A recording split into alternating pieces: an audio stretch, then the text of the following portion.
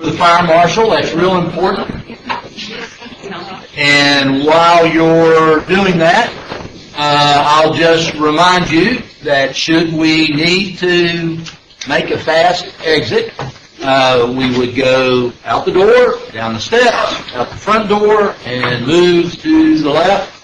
Restrooms or out this room, out this door to the right. And if there are folks that cannot fit in the room because of our limitation of space, we have the overflow conference rooms down to the left. And as we have before, we're live streaming the meeting, which I think is pretty cool, even though we might have had a little mishaps the last one, but we're live streaming it. And because we're live streaming our meetings, the Commonwealth Transportation Board is now starting to live stream their meetings, which I think is a good thing. A little cheer for the CTB there. I think Mr. Conk forced them into it. No, I'm just teasing. Are we good, Quentin? We're good. All right. Before we start, and for people that are watching on the live streaming, we have some handouts today that if you go to route29solutions.org, route29solutions.org, under the location for the April 24th meeting, you'll see a link to meeting materials. And if you want to tune those up, then as we go through certain material that the panel has, you will be able to see that at home or wherever you may be. Let's do a quick round of introductions for anyone new here, although I'm starting to recognize all the faces, but for people that may be taking a peek in here on the stream. Ed, why don't we start with you?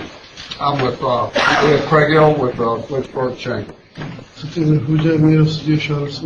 I'm Christina Hoffman, and I'm here on behalf of the Charlottesville Regional Chamber of Commerce. I'm Kyle Duggan from the Warrenton Town Council. James Mark from the Albemarle County Board of Supervisors, and Mr. Duquette, I have 4 supervisors here, and now Liz Palmer, Diane McKeel, Brad Sheffield, so I need to call a special meeting. Please do. This is one of the coolest things to happen. Pleasure entertaining. Chip Coleman, Mayor, Town Council. I'm Kristen Sakis. I'm City Council of Charlottesville, but I'm here as representative from the MPO as the chair. I'm Fred Shanks. I'm from Danvers City Council. Kip Pollard with Southern Environmental Law Center. Turner Perro, Lynchburg City Council. We also have Quentin Elliott, the Chief Deputy Commissioner, Allison DeTonk, who is your CTB representative, Chris Winstead here is the District Administrator in Lynchburg, and Ben Manel has got the hardest job of anybody in the room because he's leading the team that's doing all of our technical work for the panel and in between the meeting. And I'm Philip Duquette, and I'll try not to use my down-home drawl that I read about in a very low interesting article. But actually, I will use it because it's the way I talk. So can't help it about that. We continue to appreciate all of the comments that we're getting. Not a lot of activity on the website per se. I think there were 130 some comments been submitted last time we met. It's 144. Basically still the same breakdown. I don't like to bypass, or I do like to bypass. It's pretty much it. As far as the streaming went, we were a little less popular last time. If you recall, there were 680 some the first meeting. The podcast of the first meeting have continued to grow. It's been viewed 467 times as of this morning. The April 10th meeting, there were 54 people streaming it, but 185 had watched the podcast as of this morning. So, still, in all seriousness, I think that speaks well for transparency. I think it speaks well for doing business in the public eye. Certainly, some folks think we could do better, and I understand that. But the point is, we're doing the very best we can to make information available to folks, not just here at the panel, but to anyone that may be watching. Before we dig into the rest of the agenda, before we review the rest of the agenda, I'll just repeat for the folks that are watching something that I sent out to the panel, I don't know, maybe it was a week ago or something. I took some time. One of those 467 people that watch the podcast would be me from from the March 27th meeting. I watched that over the weekend, particularly just to listen to what Secretary Lane said to us and make sure I said that correctly in his words and not my words. And he said a lot of things to us, but then he got around to saying, we're trying to fix two things. To start addressing mobility through the corridor and to address congestion in the corridor. And that did me some good to kind of listen to him say that again. So I thought that was worth repeating for everyone, to start addressing mobility through the corridor. And he said that's very important. And then he said, and to address congestion in the corridor, and he said that was also very important, and he asked for our help. So that kind of cuts to the chase in terms of why we're here. I did ask the Commonwealth Transportation Board, well, I guess I asked the Secretary. I asked the Secretary for some discretion to call a fourth meeting. And I know some folks maybe think that's a good idea, and others maybe think we really don't need it, and couldn't we finish? I kind of fall down on the side of one more meeting won't hurt. Two, I think, would be redundant. But one more meeting to just make sure we've all had a chance to say what might be on our mind, to make sure that Deputy Commissioner and myself have a chance to hear everything a final time. I think it's time well spent, and I know that moves us into making a presentation to the CTB in June, but we set that meeting for May the 8th, here again at 1 o'clock. I appreciate everybody's willingness to do that. Mr. Mayor, we'll miss Mayor Huja, who will not be in the country. Ms. Seiko, she is a member of City Council. She is chair of the MPO. The woman of the 2 minutes. Yes. So we will have that additional meeting here on May the 8th. And that will give us a little time to review whatever a final report looks like. And trust me, I don't envision that being a large document, but it will give us a chance to review that and have a little discussion back and forth. But today, and as I've said before, I've set the agenda for 2 hours, because when you establish agenda, it's got to have some kind of limit on it. I guess I could have created an 8-hour one, but I didn't feel like that would be good. If we want to stay here longer than 2 hours, trust me, I've got nowhere else to go today and tomorrow, as it turns out. But so we can stay here as long as you want to stay here, or if we wrap up sooner, that's fine too. I really see today as taking some time to go through the 4 packages, or whatever term you want to use, that came out of our last meeting. We've tried to consolidate some information, make it a little simpler.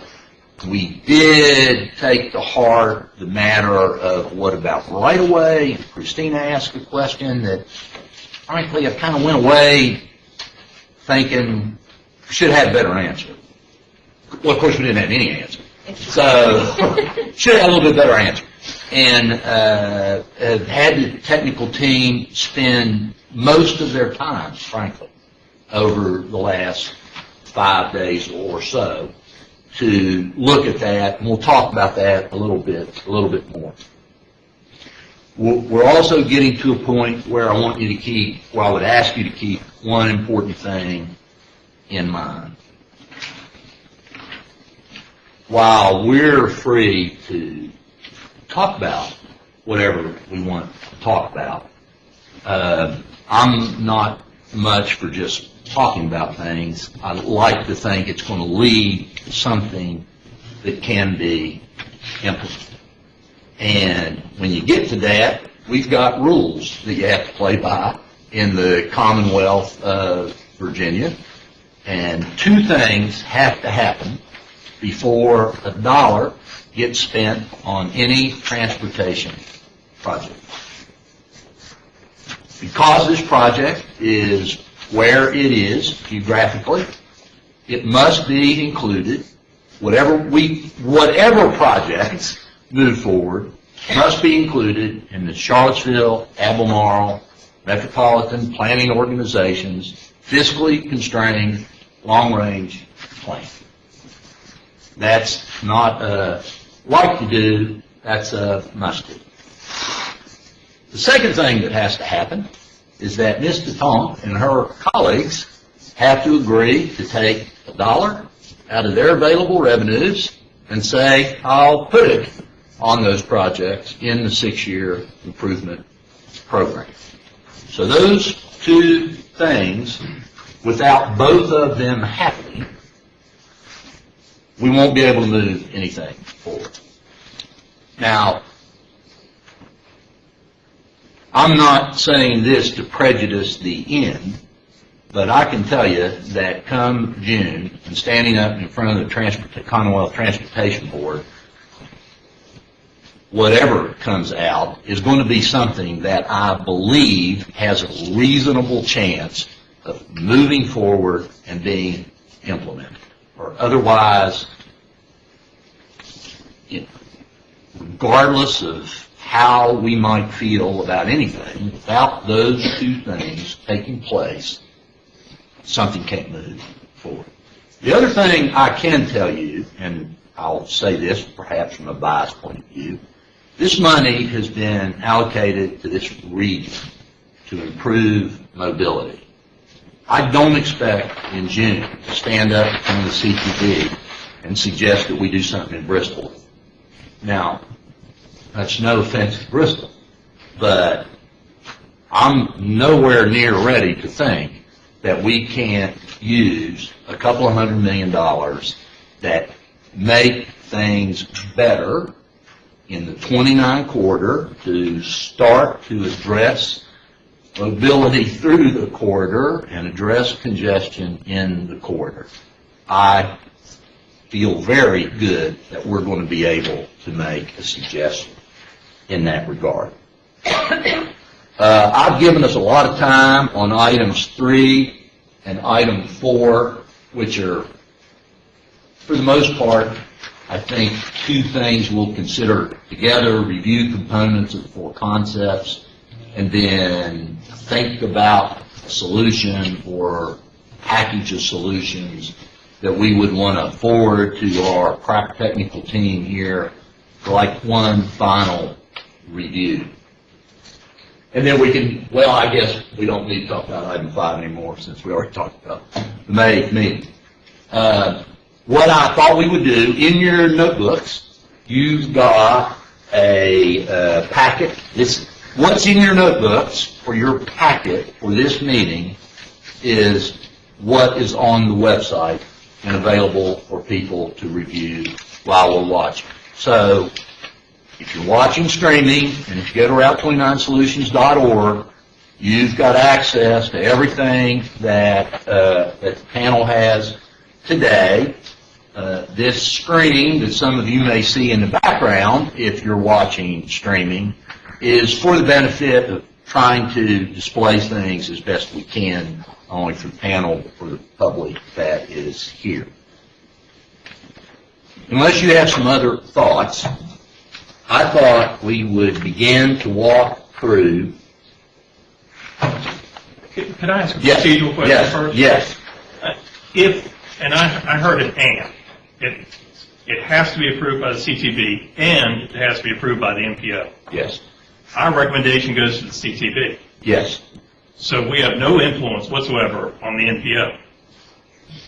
So how Yeah. effective can we be? Well, and maybe I should let the MPO speak for that. I mean, the MPO is represented here. My hope would be that the discussions we have today and on May the 8th would lead to a package that, I guess the only way I could say that is that when I walk through the door on May the 8th, I'd like to have a feeling that our recommendation to the CTB would be for a package of solutions that stand a reasonable chance of being included in the MPO's fiscally constrained long-range plan. Just Now- to say, out of the 5 members of the MPO board, 4 are in this room. All five of them, sir. How proud he is. They're very aware of all of they go. Well, I'd like to clarify that that's not a rule of this process, that's the law. Oh, that's the law. No, that's what I said. Those are have to Getting do. onto this. Oh, no, those are have to do. Those are have to do. Now, if,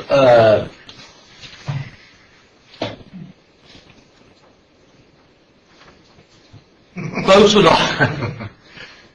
for the panel members, if you could speak up when you do speak as best as you can, then the microphones will be able to pick up your audio for the folks that are streaming. Thank you. Thank you.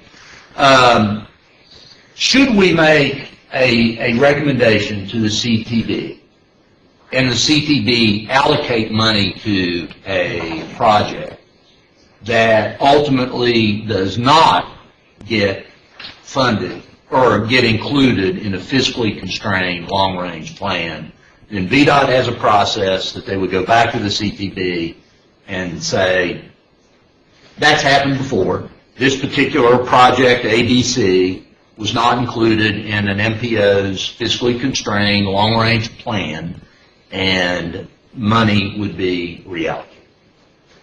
So that, and as Ms. Sako said, yeah, that's not the rules for us. That's the law. It's federal law and state law, and this project includes, or our budget includes mix of federal and state money. So we've got to play by the rules. If we were in the Hampton Roads, it would have to be the Hampton Roads. If we were in Northern Virginia, no matter where we were here in the Commonwealth, it would go that way. The reason I asked that question and understanding the law is I'm trying to figure out how much impact the city of Lynchburg or the town of Culpeper or the town of Warrenton has. Yeah, The answer to that question is none. Well, I guess maybe I see it just a tad different than that. You know, when we were discussing who should be on this panel, I think at our first meeting I mentioned that at one point it was 30-some names. We said, well, that's not going to work. And then it was 5, I believe, at a low end. And I will tell you this, I think other than Trip Pollard, I've never met any of you. Maybe I met you before from the VDOT days. I apologize if I don't remember that. But VDOT took a long, hard look and conferred with their district administrators who needed to be in this room. And Lynchburg, Danville, Warrenton, Culpeper were always on that list. So, we've got the benefit of your input, and the MPO is also, as Mayor Hooja said, is represented here. That's the way I see it. Ms. Ditmar? I would also say that sometimes we've made decisions based on what's best for our own communities, and that's where we have to go first, of course. We're very interested in how you think about this. This corridor belongs to all of us, and so you might not have a vote on our MPO and PS, I don't either, but I'm interested, on behalf of our supervisors, we're interested in how you feel about this.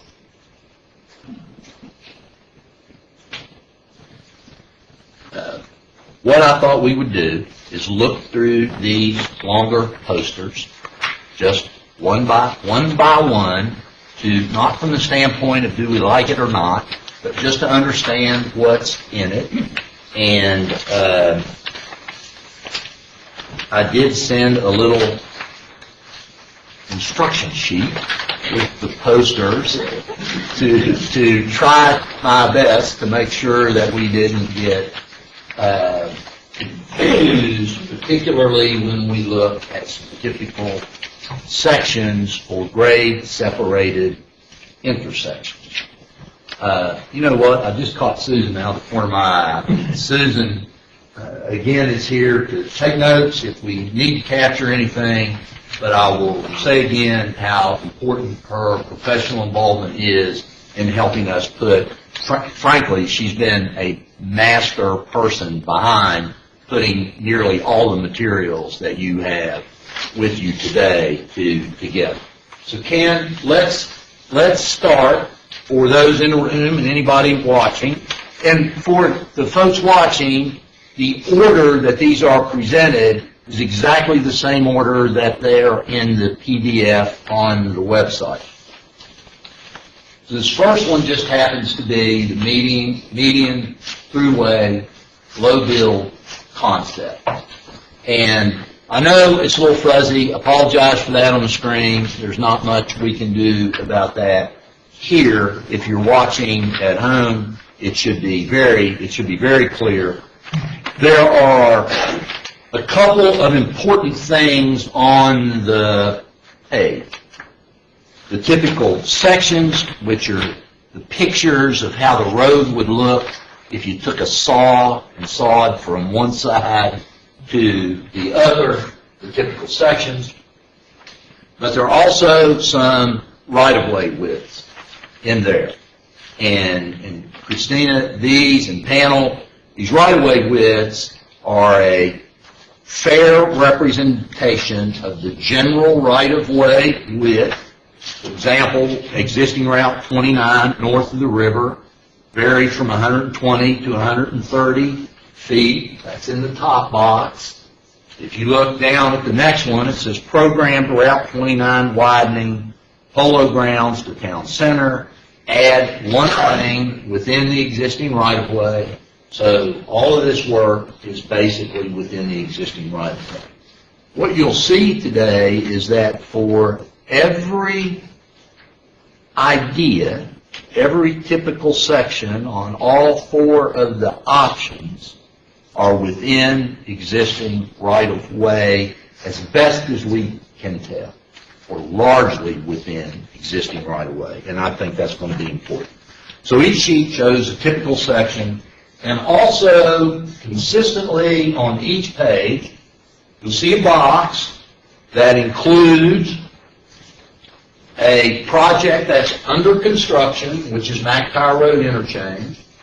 It includes all of the currently programmed projects in the CTD's 6-year improvement program and how much money is needed to finish those projects.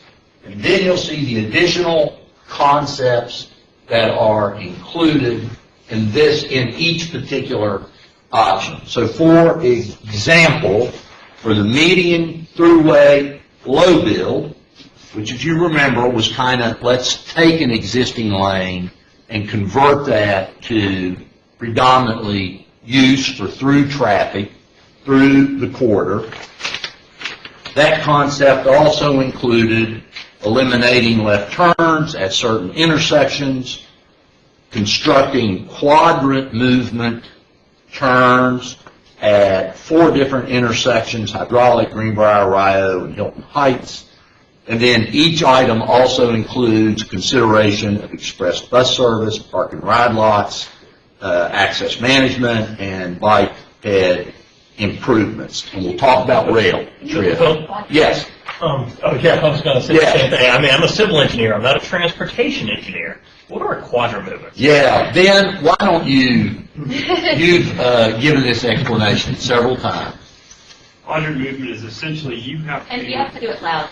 Yes, quadrant movement is essentially a movement where you have to make a right turn, a second right turn, and another right turn, and your left turn becomes a through movement at one crossing street. So you're eliminating the left turns at certain intersections by making a round, basically going around the block and becoming a through movement. If there is no block, are you building a block? Yes, you would have to look at existing roads and whether or not you can potentially use those. If not, you would have to potentially construct some.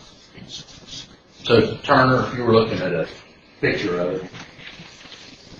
That's what I thought. Sure. You know, I think at one of the meetings we use the term jug handle, and in some states those are pretty popular where you're doing a little more of a maybe engineered quadrant movement, but that's what that is.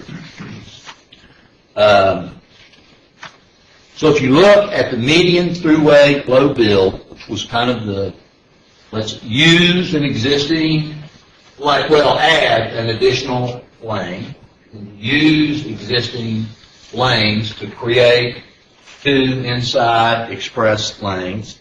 That concept, everyone includes the existing program projects, and the additional concept elements would cost somewhere around an additional $70 to $100 million to fund. Can I ask Yes, a question? On the very bottom, the bicycle and pedestrian improvements, I see are on every single one. What improvements exactly are in that $70 to $100 million? What does that mean? None exactly for express, none exactly. Okay, so the funds for that aren't in there? The funds for that are in there, but not, well, we would, if we had express bus service, we would construct parking or park and ride lots at points A, B, and C. So if you wanted something like that, we would have to... There will be a little bit more thought put into that. But the point was, this is important to carry forward. There's actually a policy of the Commonwealth Transportation Board that says these things will be considered as part of any new project. Doesn't mean they're always done, because they have to be considered. In terms of the cost, just looking at, getting back to that quadrant movement, Mhm. if you're trying to do that, especially I'm looking at hydraulic and Rio and thinking of the volume of traffic and the lack of existing roads there, I mean, you would have to buy some right-of-way and do some things with those two, I would think, to make that work. Is that part of the cost estimate? I mean, this looks like a low cost to me for acquiring that right-of-way and building those quadrants, especially these two very built-up intersections. Ben? Part of it, there is some right-of-way cost, but also we are assuming that Hillsdale Extension is constructed as part of this, so we're assuming that that's part of it. So yes, there is a little bit of cost involved, but we're assuming that the 6-year improvement program projects package right above it is actually in place. So we're taking advantage of Hillsdale being on one side and Commonwealth Drive being on the other. So, Yes, I ma'am. just have a question. If we don't even get into kind of the effects on the sides, but just looking at the pictures that are on this map, what I'm seeing in the white boxes on the left there at the top, Mhm. the existing builds south of the river and the medium, or the concept build south of the river, that we've agreed that about 85%, was that the number that we've kind of come up with as local traffic? That's the number I used. Yes. Discussion, Yes. That's Yes. fine with me.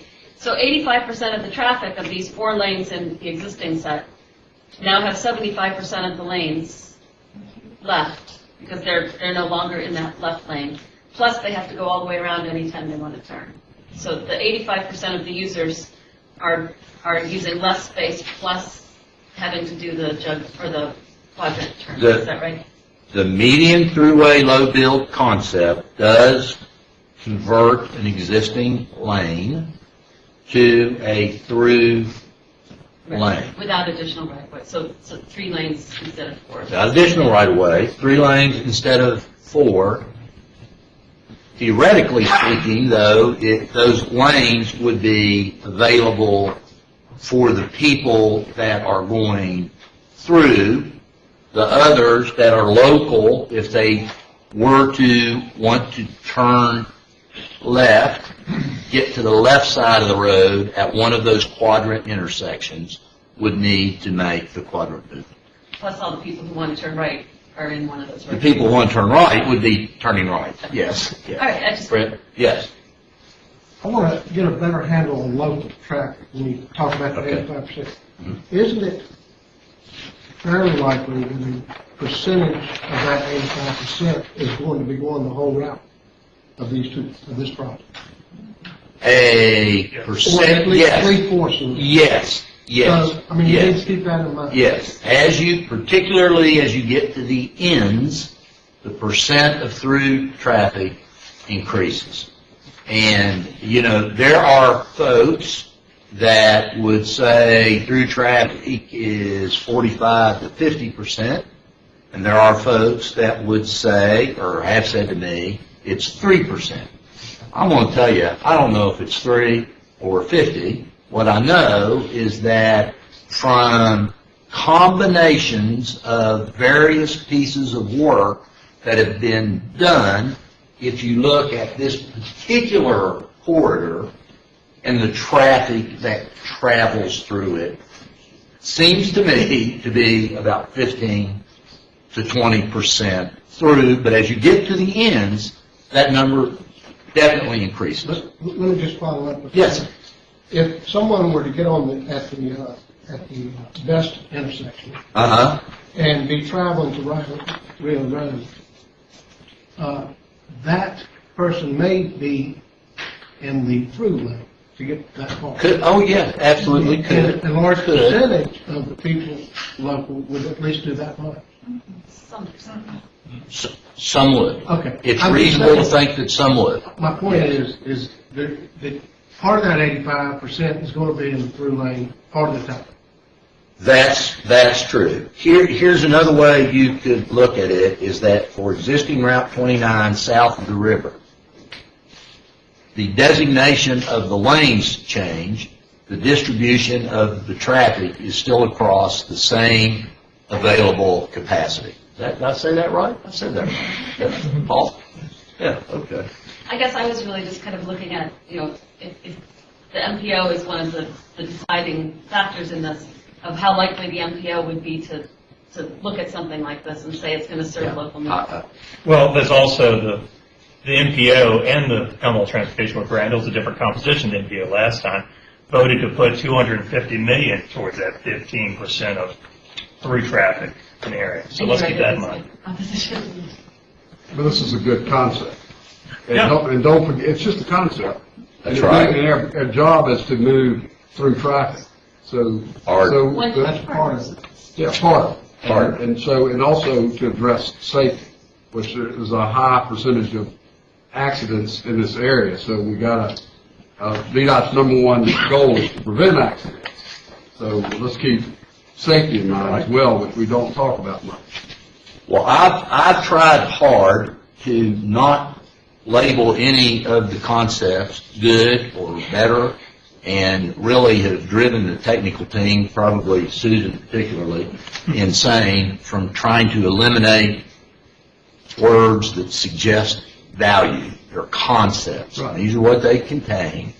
And we're going to get to the harder part, which is why I think we need one more meeting. But are there any more thoughts Philip, just driving down from Warrington, Uh-huh. I was looking at all these intersections and trying to figure out how far it was between them and what traffic lights for left turns would be eliminated. Have you counted that, or have you measured the distance between these green diamonds? I'm not going to be able to spit the distances out to you here by memory. I think there are 14 traffic signals south of the river. Is that right, Chuck? Between That 250? includes Pole Grounds Road, but. Right, Yeah. right. Can I just ask one more question? Yes, ma'am. So at each of these greens, you'd have a quadrant intersection. Does that mean all the other intersections would just have no left turn at all? Because they're the smaller intersections. Right. Left. That's what's in this concept at the moment. Okay. It says select intersections. I just wanted Yes, to make I sure. know, I know, that word bothered me a little too. Okay. So it's basically all of them. All, Okay. selected all of them. Okay. So there are 10, is that right? That's 14 minus 4, 10, so, Okay. Well, south of the river, there's 13 minus 4. okay. Okay. Okay, turn the page. Yes. Okay, let's take a look at the median throughway high bill. And this is why you got the little note with pictures or the posters. Exactly the same display of information. Typical sections that look north of the river, how that looks existing, and how that would look in the future with the program project, how the south of the river would look with now through lanes, 2 through lanes on each side that, I won't use the term dedicated to through traffic, but well, in this case they would be. In this case, once you're in one of those lanes, you're going through. Okay, under this concept. Once you're in one of those lanes, you're going through. So if you're interested in jumping off 2 intersections up, you don't want to be in the through lane. I think that's a technical point. It is. I think there should be a way that you could get in and out of that lane. I would hope. There certainly could be. There certainly could be. And I think that'd be a benefit to the businesses in the area. So, Could be. but I think that's one of the final points, Yeah, like that's a the fine point. bicycle. That is. Now, if you look at the right-of-way width, again, you see that for the most part, to believe that this can be done within existing right-of-way. And that's after taking a hard look, Christina, not just let's just say it could be done. This particular typical section at the bottom, it's at the bottom right, yeah. At the bottom right is a typical section of how a grade-separated intersection might look, and you're going to see a different picture of that as we go through the package. It does not imply that from 250 to the river on 29, there would be a depressed roadway. If you imagine an intersection and the way it looks today, and taking part of it under the other part, and maintaining the local streets, then one goes under the other. That's not a typical section of an interchange with clover leaves and ramps. It's literally what it says. It's taking the grades of an intersection and separating them. So there was some legitimate worry that if we showed you that folks may get the idea that, oh my gosh, wow, so you're going to dig a trench on Route 29. No. So, if you read the note and you look at this picture, don't forget looking at these others and seeing where they are, because once you come through that grade separated intersection, you would return to the grade of the road. If you look in the box, it said from here up on every poster is the same project that's under construction, the existing program projects, which I should mention for anyone that's listening and doesn't have access to the internet. The program projects are the Best Buy ramp, the Hillsdale Drive extension, Route 29 widening, Polo Grounds to Town Center Drive, and the adaptive signal timing improvements. But this particular poster, the additional concepts are the reconstruction of the 29-250 interchange, which would require changes to the Best Buy ramp project.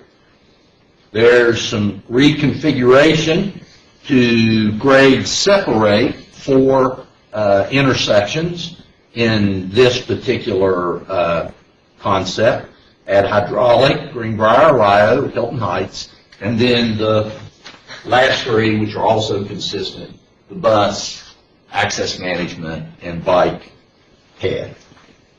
Can I just ask? Yes, ma'am. 2 quick questions. One is, I think the point that if you were not through traffic but partway through traffic, you could go in the middle lanes because there could be built ramps and things out of them. One concern I would have about that is that we're already either $300 or $4 million, and that would be expenses that aren't on this list. Is that correct? It would be. And the other question is just to confirm that in both on the level areas and in the depressed intersection areas, this now leaves only 2 lanes for local traffic. This leaves 2 When we lanes. have 4 now, when we have congestion. This leaves 2. All right. Can I ask? Yes.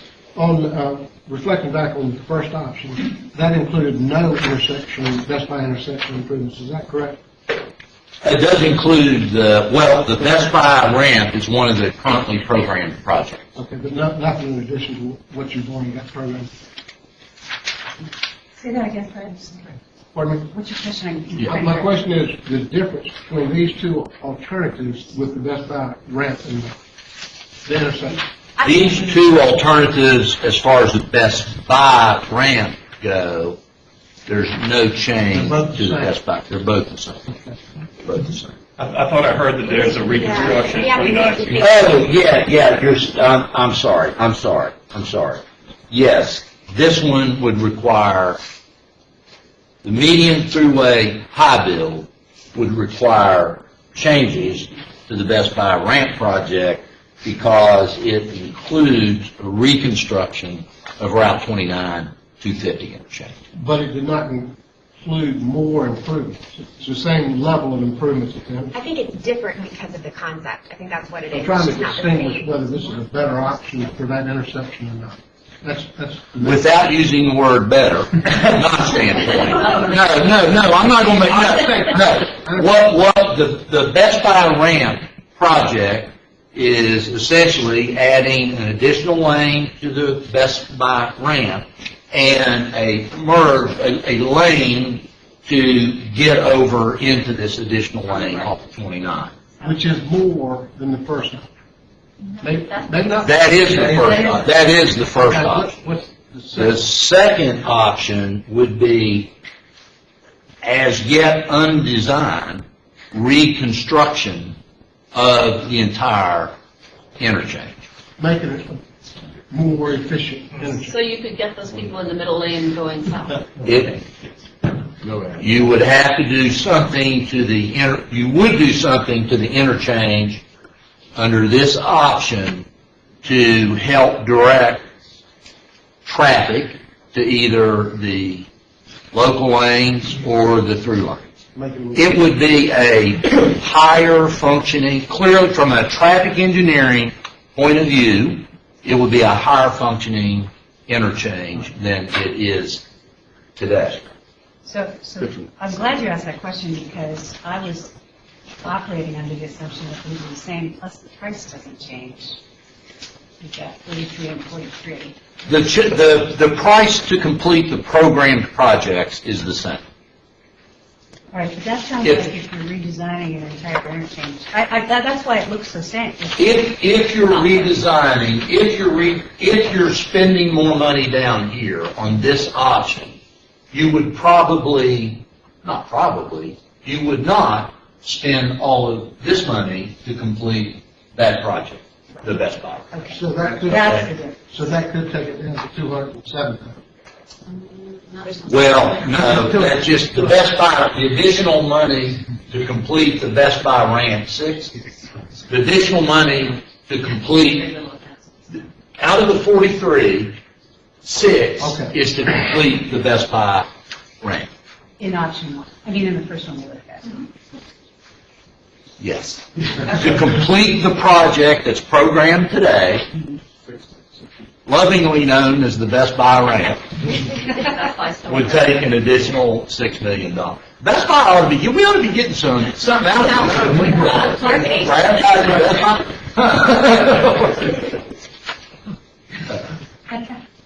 So that is a good point. That's a very good point. And I hope that helps a little bit in terms of this particular option. Watch your adjectives. Huh? Watch your adjectives. Watch my adjectives. Right. Adjectives are dangerous, adverbs are deadly. That was a rule we had at VDOT when I was Say there. those collectively. Flip the page, turn the page, class. Flip the page. Let's go to parallel roads, low bill. Parallel roads, low bill. The typical sections, I think, speak for themselves on 29. You've got the Route 29 widening project to the north and to the south. Which No. is in the other, which is in the high build through lane concept. Right, also. right. It is. It's in the already approved things. It's in, right. And we'll talk about those already programmed projects a little bit more, particularly with respect to funding and the budget that we have, because I think that's important.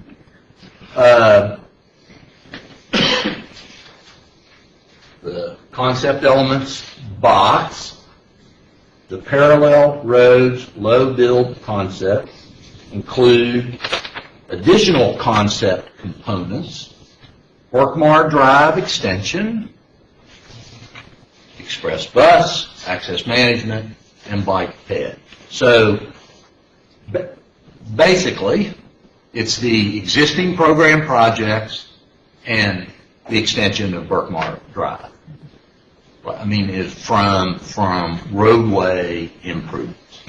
Can I ask a question? Yes, ma'am. You said that there was no specific money or plan included in the other plans for express bus service, access, the bike and pedestrian stuff. So is that true for this as well? So it's going to cost $100 to $200 million just to build Berkmar Drive? No, it's. No. What I'm saying about that other money, it's not split. It's just not split out individually between those three But this items. actually does fund doing things. I think around 40 was the number? 30 to For 40? the parking and for the express bus, yes. Yeah, And those aren't included in the other? They are. they are. Yeah, they are. They are, just not, it was just not specifically cut out of the cost. Okay. We did that at one time, and my concern was sort of the opposite of your question, maybe. It would be, well, if you're going to spend $40 million on express bus service, exactly what are you going to do? And the exactly what you would do is really matter for you all more than for us to say, well, we're going to make it build a parking garage here and there. Okay. What's the distance of Berkmar? I don't remember. The extension? Roughly. A little over a mile. Mark. Oh, it's longer than that. And it's longer than that. It's like 1.25 miles. And it's, be careful, we'll start. And it's about a $51.5 million project. Right. Go ahead. So that seems high. Hey, Fred had his hand up. Let's go to Fred and then Kristen and then Turner. I just, Nellie Jane. that Burkmar Drive extension, are you saying that's part of the 200,000? That's part of the budget that would apply to this bypass? Or is this proposal including the construction of Burkmar Drive for part of what we're here to discuss and recommend? On Yes. this one, Yes. on this one. Yes, on this plan, yes. All right, are you? Okay, wait. Hey, Jane, I think I take Kristen next, so I don't want. One of the things that I've been kind of thinking a lot about between our last meeting and this meeting, we're kind of a low build plus. Would this be the time to bring forward some of those ideas, or should I wait till all four of these are done and then we can talk about additional? Wait just a smidge on that, Do that. okay? Thank you. So, let's talk about Burkmar for a minute. The drawing that we have here was actually a little confusing even for me, because the dotted line only is what needs to be built. And I think someone was wondering why it was so expensive, and I asked the same question. It has to go over the river, so there's a treatment there that's far more Yes. expensive. Far more expensive than just paving. I'm hearing I'm not talking loud enough. The dotted line doesn't go all the way up to Airport Road. But I thought that the Burkmar extended, the reason why it works so beautifully as a parallel road to take local traffic off of 29 was that it started at Airport Road and went all the way down to Rio. And this, for those of you that are not from the area, the dotted line, if you continue it all the way down to Rio, that's what I take. I take Rio. This already exists. Yeah, and I totally always use that to bypass that by 29. But if Do we just not have enough, do we miss there? Do we not have it extended far enough to the north? There's one piece of property that is between where it's already built up there, behind Colony Town Center, that, when that property redevelops, they would build that piece of road. Mr. Tanner owns that, and that's what the, Okay, helps set up. okay. So what does that mean for me, for I understanding? think that means it goes to Airport And Road. actually, once you get up to Timberwood Road, you can turn and go on Timberwood right to Airport Road. Is that in the $51.5 million? That's already built. Okay. So it would go from Airport Road down to Rio? Yes, and this being the piece that already Okay, exists. good. Does everyone that's not from here see that it goes down to Rio? Okay. Fred? So is this all undeveloped property now, or is it, Yeah, it's all undeveloped? I think it's all undeveloped. I believe it's also already owned. It's ready to go, basically. No. So it's No, it's not. Identified. It's identified. Not purchased. Not purchased. So does this budget include purchasing right away as well? The 51.5 does, yes. 51.4, actually. Turner? All right, so I'm having trouble getting my head around the numbers. I'm trying to compare Okay. apples and apples. The 51 includes 2-3 miles of road and a bridge over the Ravenna River, right? Yes. Excuse me? Well, a quarter. Mile and a quarter, whatever it is, That's an Right. What's the plus one plus in- the bridge, right? And that's 51 point 51.5. whatever. So that means that the remaining, the express bus service, the implement access management treatments, and the bicycle and pedestrian are between $48.5 million and $148.5 million worth. That seems a little excessive for that sort of work. And then if you compare that to the median through traffic, then that says that pedestrian, express bus service, and the traffic management treatment is the bulk of that cost too. So either we need to pull the cost to fund of the additional concept components for the parallel roads load bid concept down significantly, or the other ones need to go up significantly. I think the parallel roads load bid concept would be a whole lot less than the 100 to 200 million, but I've diverted the technical team. We stuck with the same range that we had at the initial meeting when we didn't have as much details so that we could keep it consistent. But yes, you're right, it should be probably a lesser range so that it doesn't float. So you would probably do Like less 75 to for 100 the- million. which is what we had it's probably more consistent with median throughway low build, which is 70 to 100. My question. That we can look at, yes, ma'am. In this plan, you show Hillsdale extension in this red dots, right? Yes, There's another piece of Hillsdale which should be shown probably, going all the way to 250 bypass. this is just showing the extension. Yes. Yes. I'm saying that It's the same comment as Burkmar. No, it's not actually. Yeah, okay. There's, what this is showing is what is programmed as Hillsdale Drive Yes. Extension. But there actually is, as Mr. Hooch is saying, there's an additional unbuilt portion of Hillsdale Drive Extended that is in a number of the plans that have been developed. It's in the long range. Whereas Burkmar plugs in just to all existing Mhm. roads, Hillsdale Drive Extension, there is another unbuilt piece that is not on here. And just to And point out, that's on too, my list that'll come. Okay, hold on just 1 minute. So I think that's. Hold on just 1 minute. Is what Tripp's talking about in the 13.6 million? no. That's in the 6-year plan? No. Okay, okay. Yeah, see, there's a little bit, and Mr. All Hooch right. is exactly right, there's a little Okay. bit of that project Okay. that's not in the 6-year plan. Okay.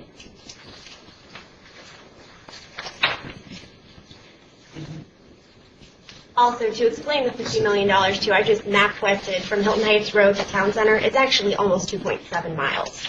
So it's not just a mile and a quarter. Oh, okay. That green line is actually Okay. All right. quite What, Thank you. 50 million is whatever it is. Philip, what would it cost to take, if we even know it, to take it from where Hillsdale Drive currently terminates in this plan to the 250 bypass? Because then we'd have two That's what I was parallel. talking about. Yeah, I just was wondering. Do we have a cost estimate for that? I have one from the 250, 829H 250, Yeah. that it probably could be Did you try to extrapolate that? good. So that will make it really parallel road all the way to the bypass, and really take your time. Is it going to connect to the bypass or is it just going to connect to Next, to bypass. Bypass. Okay, let's put that on our to-do list here to get, okay? Does the Charlottesville Albemarle group, do you really want more traffic on 250? I drive that a lot, and it's a nightmare now. I mean, I avoid that like I avoid 29. Do you really want to put We more have, traffic we on have, 250? we have McIntyre as a problem right now, but 250 flows pretty well. I mean, maybe I'm wrong. I use it a lot, but maybe I'm wrong. Well, if you use it a lot, every time I've hit it, it must have been the wrong time. But Yeah. Me too. So we're going to capture the additional cost of extending the Hillsdale extension. It's an additional Hillsdale. The additional Hillsdale extension. Yeah. And so let me ask, are we going to be able to get some comparable information on that? And- From, okay, And okay. just for clarification, I misspoke, it is not in long range transportation. It's been talked about, but it's. Okay, it is not in the long range plan. Burkmar extended is in the long range. Okay, all right. Parallel low. Parallel high. Parallel high. Parallel high includes the program projects with the understanding that the Best Buy ramp project would be revised. And the additional concepts include reconstructing 29250, grade separating hydraulic Greenbrier, Rio, and Hilton Heights, the Burkmar extension, and the bus access management and bike head considerations. The parallel rows high includes the grade separated typical section that we talked about on median throughway high build. So that's that same typical section that would only occur at the intersections themselves.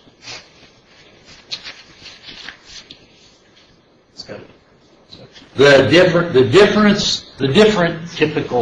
difference here is that with parallel roads high build rather than the median expressway, throughway high build, is that more traffic would likely be traveling past any one particular intersection as opposed to turning at that intersection. So from a traffic engineering point of view and a little bit of professional judgment point of view, you would want more through lanes through any one particular intersection to accommodate the people that might be going up to Riota if they're at High Drive. So this one does look 6 down and 2 up, as opposed to the other one we looked at was 4 down and 4 up, 4 down and 4 up. Yes.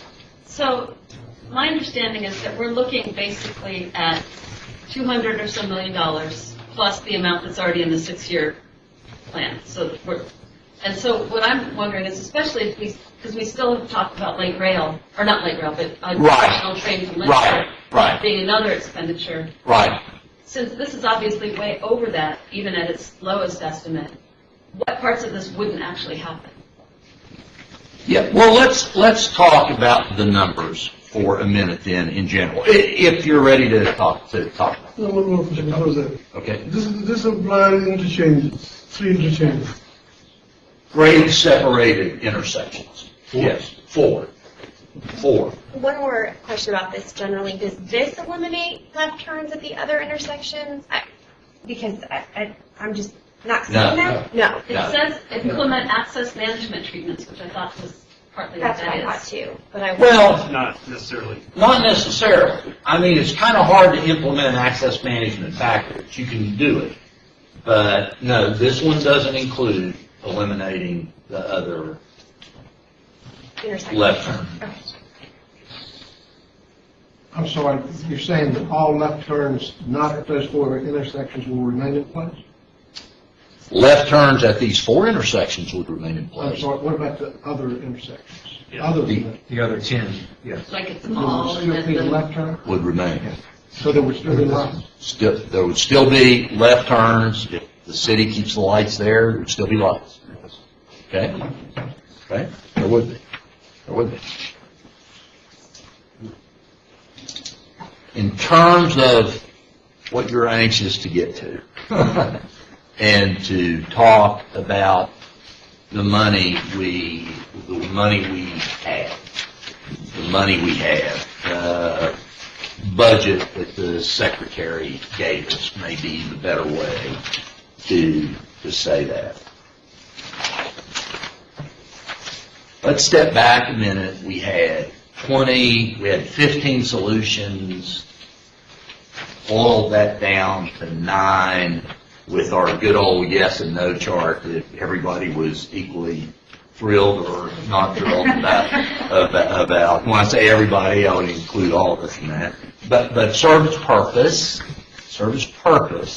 to out of that 9, get to 4 things that include a lot of pieces, right? I mean, this isn't Project A versus Project B. And we thought it was important to carry and be aware of and carry these existing program projects with each concept for an important reason. Those projects have been included in the fiscally constrained long-range plan and have been funded to a certain degree by the Commonwealth Transportation.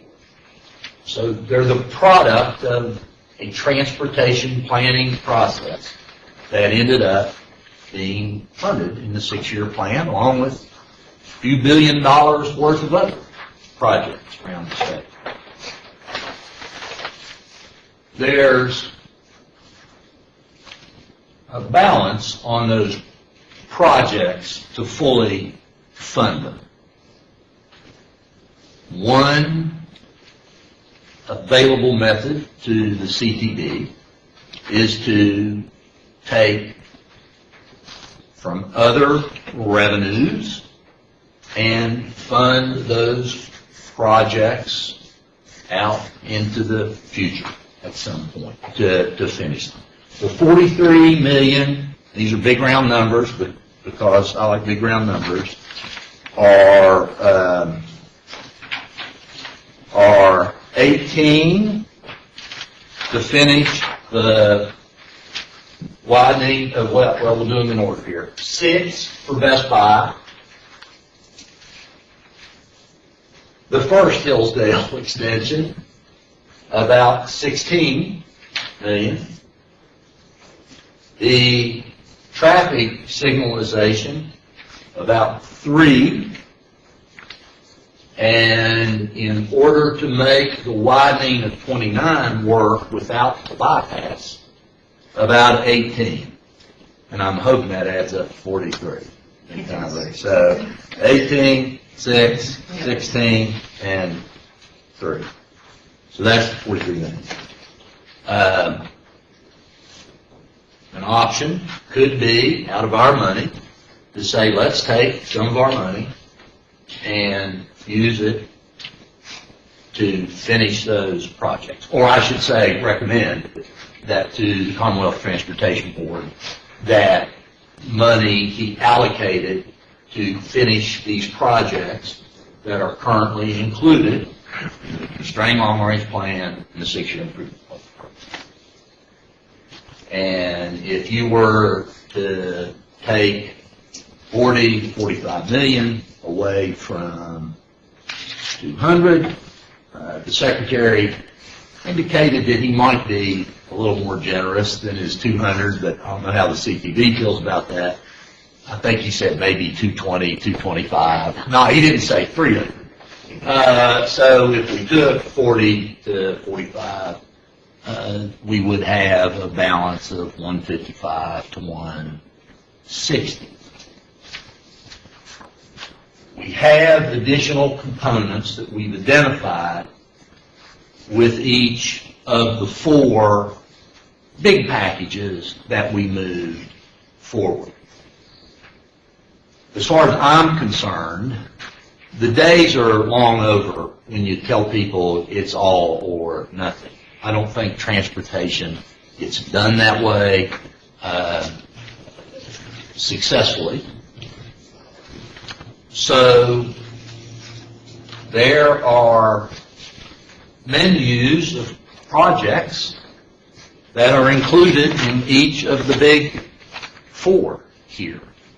Some of them are in constraint, some of them are in long-range plans, some of them aren't.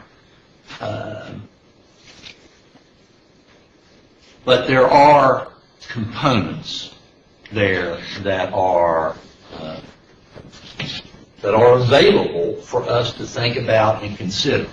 And I will tell you that these boxes are why I feel strong about one more meeting. Because it's a lot to soak in. And it's, now could we knock through it? Well, sure, you can do anything you tell yourself you can do. But I think that it's worth our considering these components. And I think it's worth taking a look at a couple of other of the graphics as you start to think about what might come out of that. Yeah, the Secretary did say, and I said 220, maybe 225. His indication was, you know, gee, if you have $210 million worth of improvements, don't throw it all in the trash can because it's $10 million more. But I can tell you with a high degree of confidence that, yeah, it's not 250, it's not 3, it's not 350 million. And we could certainly say to the CTV, well, you've got these projects, you figure this out, and how to finish funding those.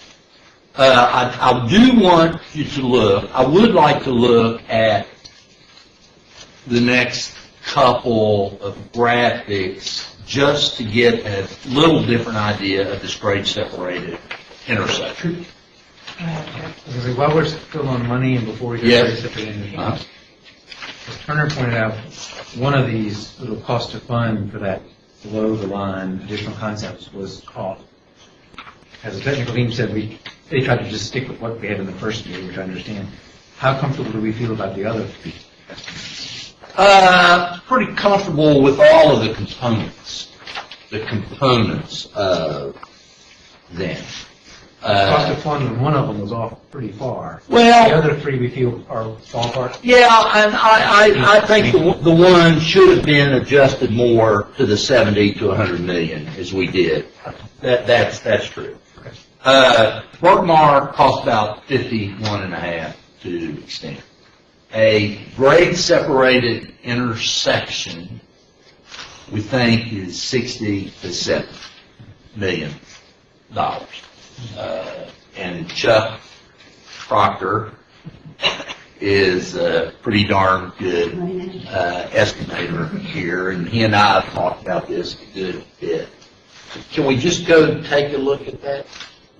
Yeah, I just wanted to check in with the technical team to see if any of those other numbers in their estimations needed to be tweaked, because they agreed with that one. I just wanted to. That's right. We didn't talk about the No, other. that's right. And I'm getting a nod of yes over there, so Yeah. that's all I wanted to Okay. do. So I think the point I'd like to make that I think Tripp's making also is that, thank you for being consistent, appreciate that, but let's go with the real as best we can, Yeah. as best we can.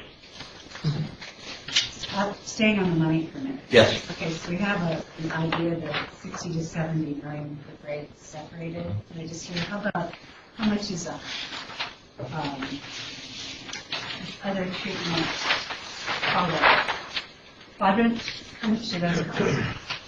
Is it so variable because of right away that you can't estimate? The quadrant is going to be more variable individually as opposed to a grade-separated intersection on 29, where you've got a pretty good idea of what you need to do.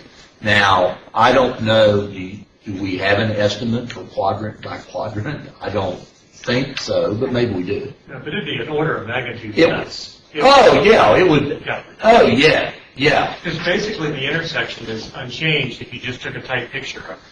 Right. What's happening away from it. So and if one is 60, the other might be 15 or something. Okay, 6 to 12 or something like that. thank you. One last thing. Yes, ma'am. All right, so in that scenario where you went with the ones that are above the line, Yes. so it's about 43 million. Yes. Because we already have funding parked in our plan for to Yes. finish them. But they are in out years. To get these done, would we accelerate that, and then you could use whatever was supposed to come into those funding streams for something else? We have an opportunity to make a recommendation.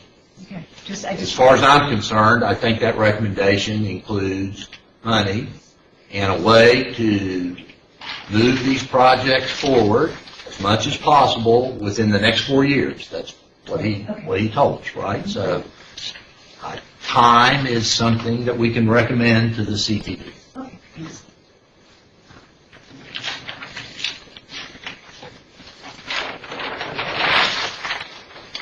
Rail, don't forget rail. We don't have anyone here today from rail and public transportation, so we can make any commitment we want. Tripp's asked about rail, and what we know from the Department of Rail and Public Transportation is that they have, well, first of all, the capital cost of adding another train set is about $100 million. Consumes an annual operating cost of around $2 million. Is there a reason why you need to improve infrastructure along the corridor just to add another train that's not at the same time? No, we were just keeping it consistent with the way we were displaying the rest of the solutions. No, but I mean, if the track is already there, Oh, you're talking about for the train itself? Yeah. I'm The train. talking about secure food. why do you need to improve rail infrastructure? I mean, I know you need to buy the new train. That's, Well, New sidings would have to be potentially, new sidings. Right. Because it's sharing it with freight rail, and freight rail has priority over the. so there's no times that are available for another train to go through there now? They would have to work out a deal with Amtrak to get another slot for. which they're interested in doing, which they have their intercity passenger rail operating and capital fund now. And from all we've heard from DRPT, they are very interested in pursuing an additional agreement with Amtrak to add another train set. I'm just, what, is this a high estimate or a realistic estimate? This is the estimate that came out of their 2013 statement. Yeah, this is their estimate. And they verified it after we discussed it. Two things on this that still don't quite make sense to me. One is, I think the IPROC, the funding you mentioned, is where a lot of the funding for that service would come from. What I was actually suggesting was that we use a piece of the $200 million to advance No, understand. planning, not fund the whole thing. But the second thing is, why do you need to buy an additional train set? There are a number of trains that currently run in the Northeast Corridor and stop in D.C. This would just bring one of those down from D.C. to Charlottesville to Lynchburg. You don't need a new train set. This is what's in their long-range plan. Okay. So, Unfortunately, we don't have someone you know, to be there because Right. there are quite a few trains Right. from the Northeast region that currently stop in D.C. And it's What- been always my understanding that actually we do need some rail infrastructure, as you mentioned, because of the siding question, but that we don't actually need a whole new train set. Just to chime in a little bit, the city of Lynchburg would really like to see this. We just don't think that bypass money should be used for this. We would be very supportive of trying to find new train set. I imagine that'd be good for Warrenton and Culpeper too. If we could take that back, we've satisfied our. and I believe, and again, we won't speak for Department of Rail and Public Transportation, I believe that they are equally interested, and from our discussions with them, pursuing this additional service. And that's meaningful for me to know, just speaking for myself.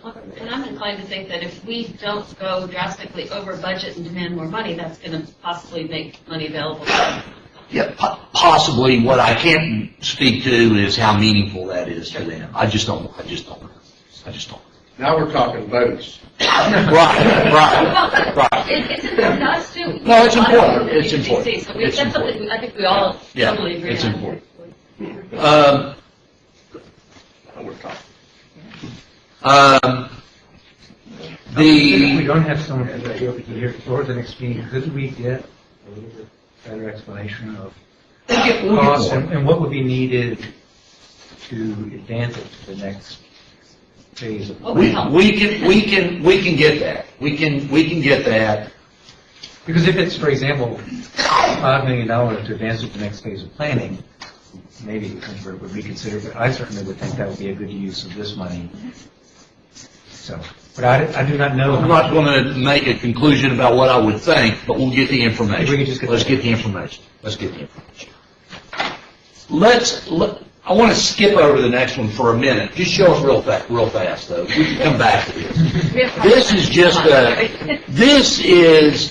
this is just sort of a score sheet to look at the concept elements on one piece of paper of what's in and what's out for each one. And it's kind of all four posters in one place. Might be a kind of useful piece of paper, huh? As we get a little later. But if I don't show the examples of these grade separated intersections, I'm going to feel real bad.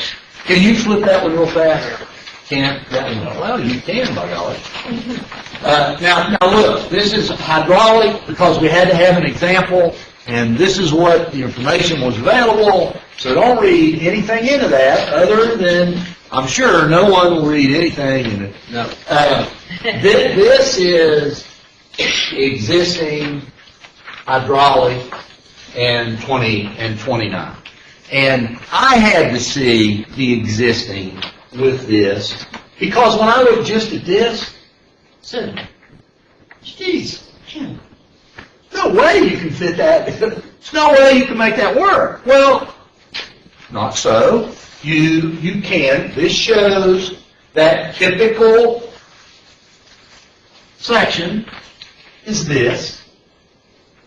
This is the local traffic turning left or right over a deck, a lid. We built a real big one in Phoenix, Arizona that was all a lot of fun. We had a park on top of it. Can't quite do that here.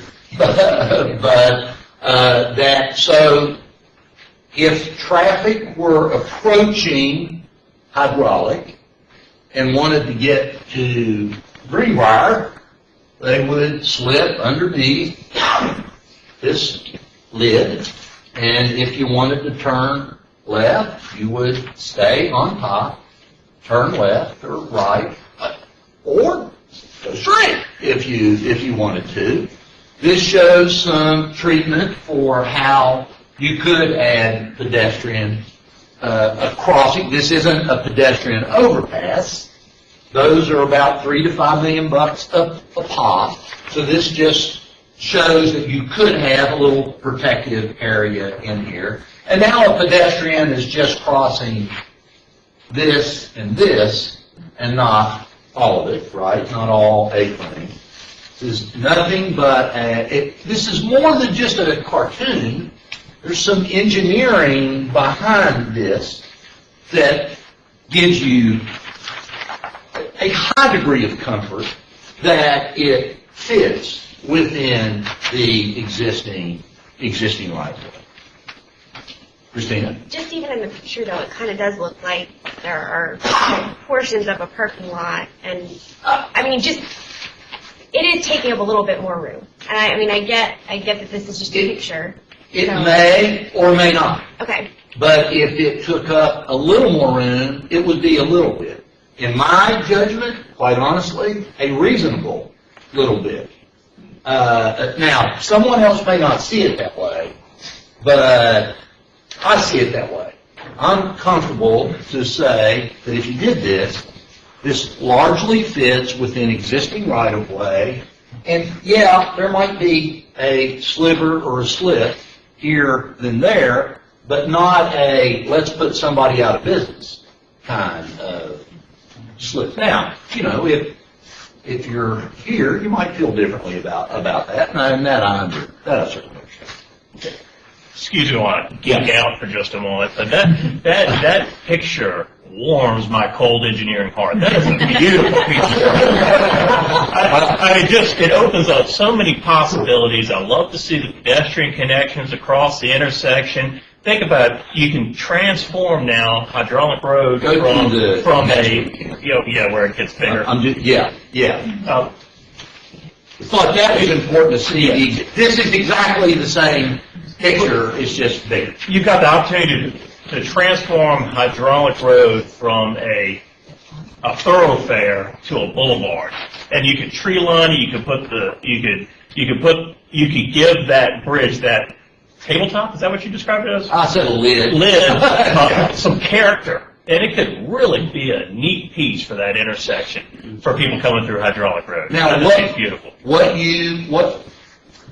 these guys have worked long and hard to develop these, and as I said, this is not just a 3D cartoon. There's some engineering behind here. A lot. There's a lot. Yes, there's a lot.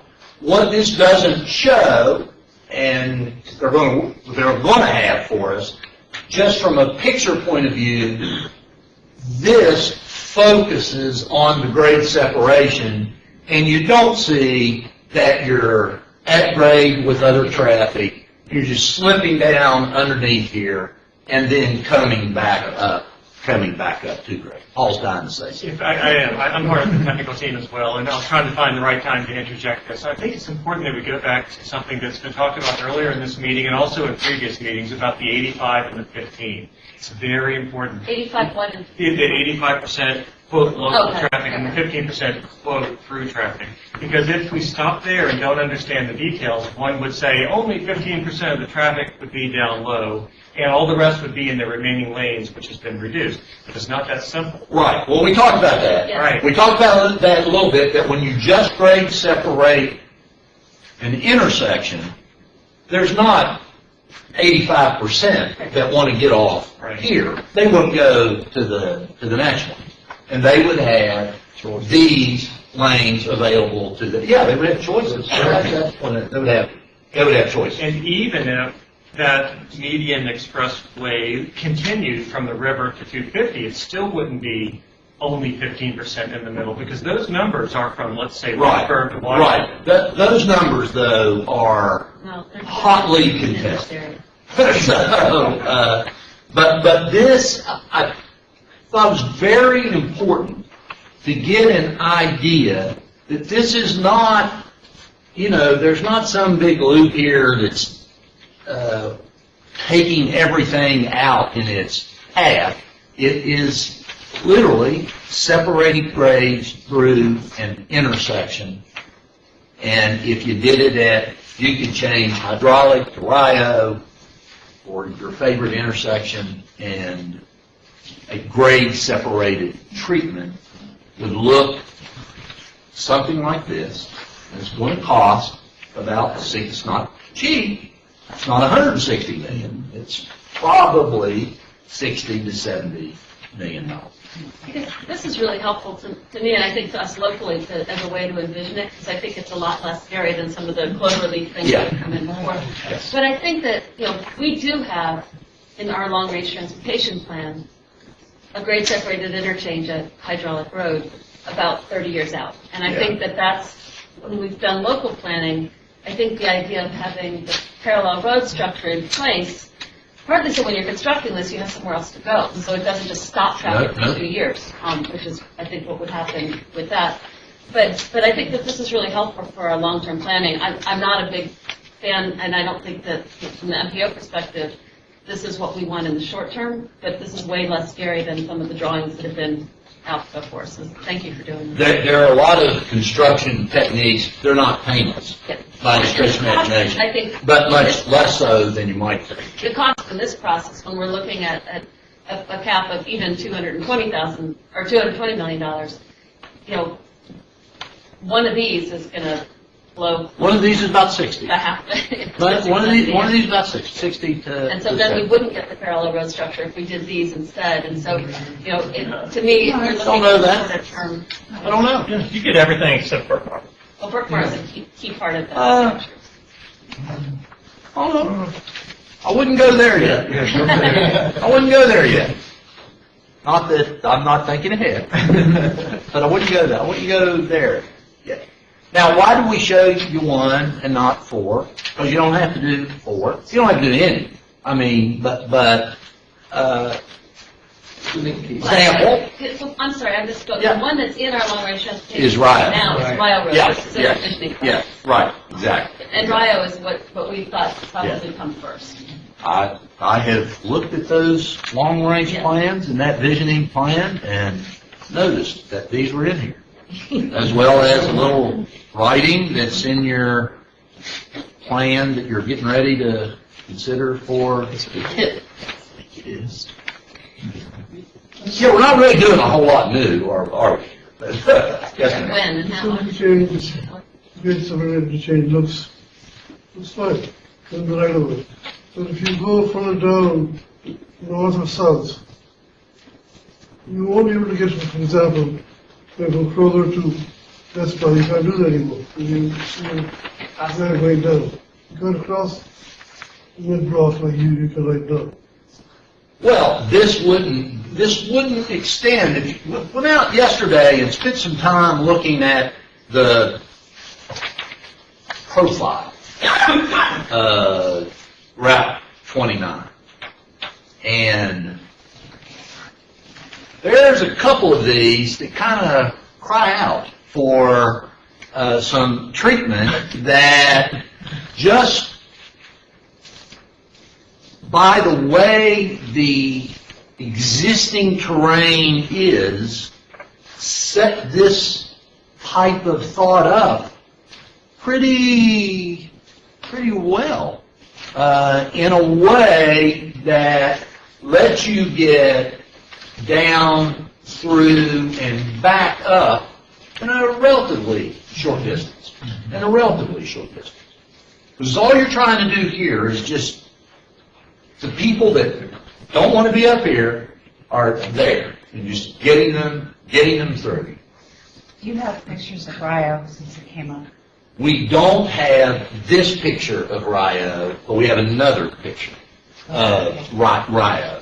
Before we look at that, just talk a little bit about process. Engineers like to do stuff flat first, and have a bunch of stuff, and you're doing all this. Like you do a plan view, and because that's easier to do, and it's kind of where you start. Nowadays, you can do that in programs that have a lot of geometry in it. You know what kind of terrain you're looking at. You can create this 3D view. We did it for hydraulic. Maybe if I'd have thought a little sooner, I would have said, well, why don't we do it for Rio? Because Rio is what's in the long-range plan, but these guys were ahead of me, and we did it here, which I think is fine. But now, page up, I think. One more. Yes? Can I ask a movement question as a Yeah. field engineer? Yes? So if somebody's coming out of India Road, which is just off the right top corner of this picture, Uh-huh. and wanted to go to Stonefield, which is right across the street, they would need to go north, obviously. And how long would it take for that lower portion of the grade separation to come back even so that they could start moving across lanes to get where they could make a left or whatever it would be to get back to where they want to? We put a laser on that or Right. something. It might be better to go Dangerous. Hillsdale, which would be built before this, to hydraulic, and then go right through this intersection to Stone.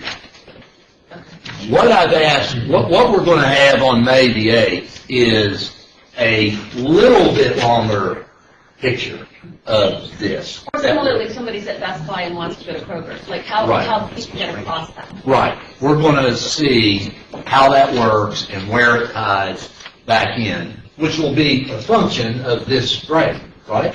Be a function of that percent grade Yeah, and exactly. its length that has to run out to catch the existing roadway. We're going to see more. And Philip, because hydraulic and Rio are on local high points, it's even faster how quickly they Right. converge again. Right. Plan view for a minute. This is a plan view. Can you go back to the other? This is a plan view of this. And there was India Road. So what you back to just the described plan. was a quadrant movement. Go back to the other plan view. Yes. Go to the next one. That shows right This away is the too. plan. This is the plan. Well, these are head things. This shows what a little right of way might be. So Christina, here's some. Look, if you're looking for a no right of way solution, you're condemning this corridor and everybody in it. I'll tell you that. From a transportation planning point of view, congestion kills a corridor at some point in time. That's not my bag. I mean, so there are some things in here that may, if they move forward, may take some right of way, and may not. But would rather show that it may and work to make it not than show that it wouldn't and then end up doing it. So this is a plan view at Rio, and we will create a 3D view through Rio, but the same of what we just talked about, though, Kristen, one that shows you more area so you can see how you're getting down and how you're coming back. Getting across. Yep, slideshow. You got choices. I mean, It's a matter of like when you make your choice and how then you execute it as well. We'll have a little time to take a look and think about that a little bit more. When we talk about our technical team assignments, we'll want to remember to capture some of these things so Ben's not getting a chance to rest over the next 2 weeks. I'm really encouraged about the right-of-way, the look on the right-of-way. I thought it was going to be devastating in some places, but that's really good. In both of these, what we call the plan view, we made a choice, almost arbitrary, to maintain the eastern sidewalk and curb and gutter and push a little bit to the north. But the same thing could be done, we could hold the western edge as it is today and push a little bit to the south. Both of those are feasible. We just picked one. You see what I mean? Sure. I can split between the two, too. Sure, go between the two. But the impact there actually doesn't even impact the park. It's true. I mean, so there's, These can fit. This is doable. From an engineering point of view, we don't have a set of construction plans here. And, but we've done enough with the engineering information that's available to us that, these are showing up kind of like coloring on a picture, but there's some intelligence behind this. It's really encouraging. Well, It's doable, like you just said, it's doable. some things are beginning to take shape that say to me, you can begin to address mobility through the corridor and congestion in the corridor.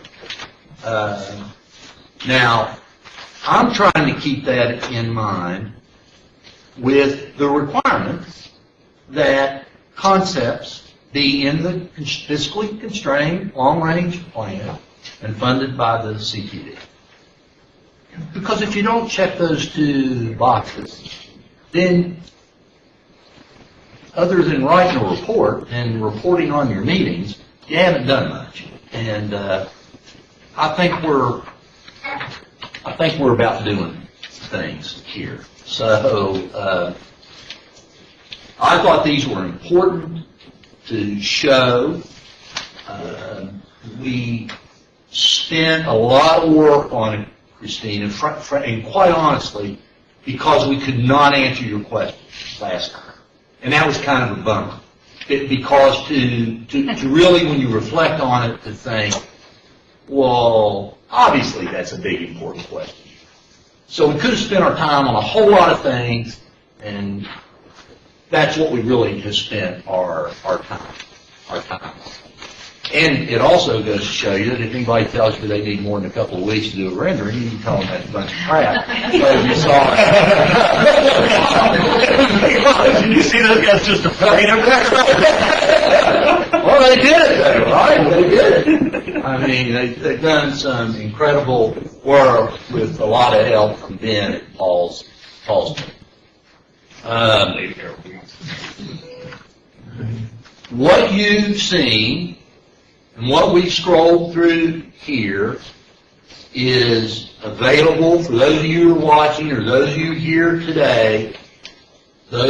All of that material, 16 pages, I think, is available at route29solutions.org, right underneath where it talks about the location of this meeting, 530 Edgemont Drive. There's a little link that says meeting materials. So I'll just make that comment again, that information is available. Ms. Goodmark? Oh, I have something for later when you're. Oh, okay.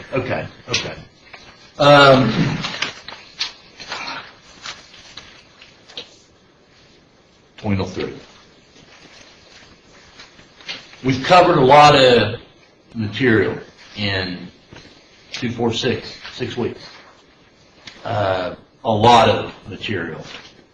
In all seriousness, we've all been involved in processes where we could have spent 6 months and probably not covered any more material. We might have just talked about it longer. We've thrown a lot out to elected officials and people who represent a variety of constituencies. And I recognize that it is a considerable amount of material to digest. I think we've been given an opportunity. None of us had anything to do with the Federal Highway Administration writing a letter regarding the Western Bypass.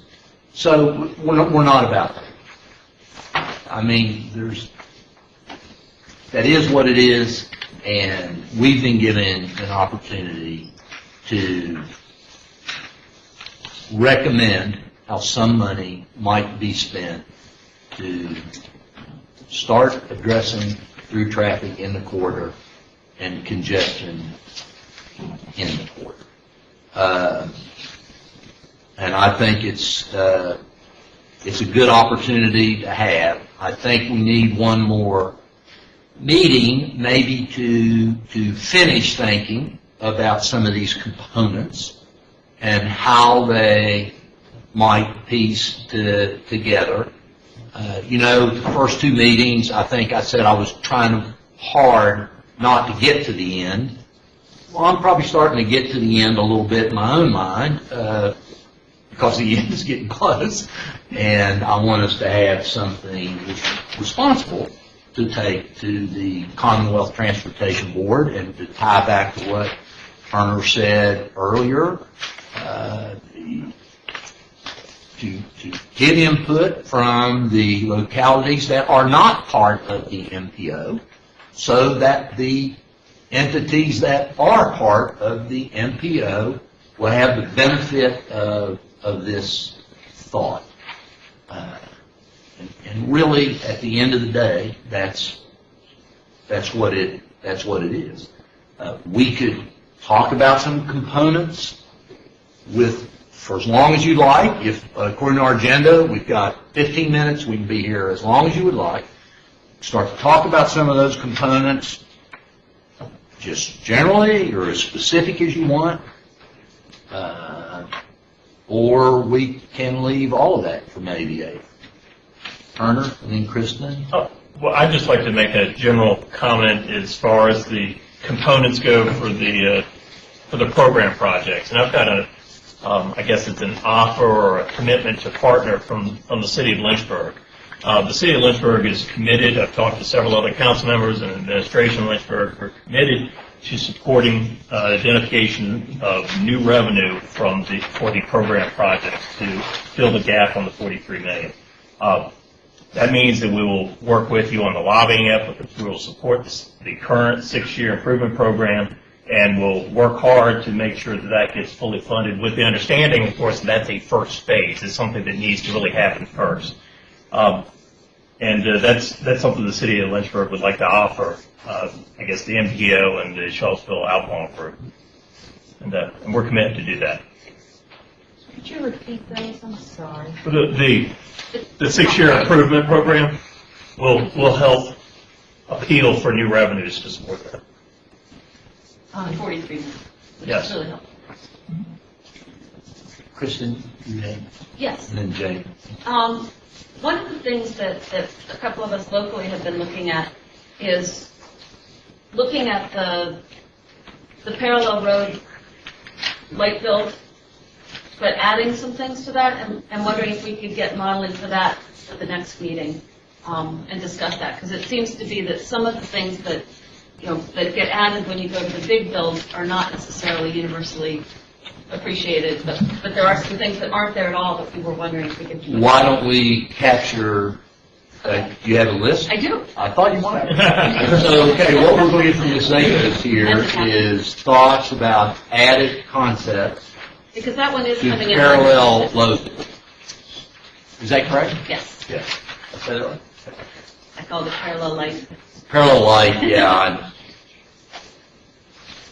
So one of the things that is sort of in there, it talks about. Let's just put Ms. Sakos there. Let's don't assume it's the MPO just for the. No, but it's actually several people. Yeah, no, I understand. I understand. But one of the things, when we talk about pedestrian improvements, kind of generally, just as a way of kind of looking at that, I mean, obviously sidewalks and things all along are necessary, so not to replace that, but to include pedestrian bicycle overpasses at Hydraulic, Greenbrier, and Rio. Hydraulic, Greenbrier, and Rio. Those are areas that all have high numbers of, especially kind of low-cost housing, and so people who may not have cars and who work in that area and need to get to work. Those are about 3 to 5 million. Well, the hydraulic one in the long-range transportation plan is 4.1. And I assume that the Greenbrier one would be less. 3 to 5. There's Yeah. Yeah, okay. So I'm thinking about $4 million. I got it, okay. Okay.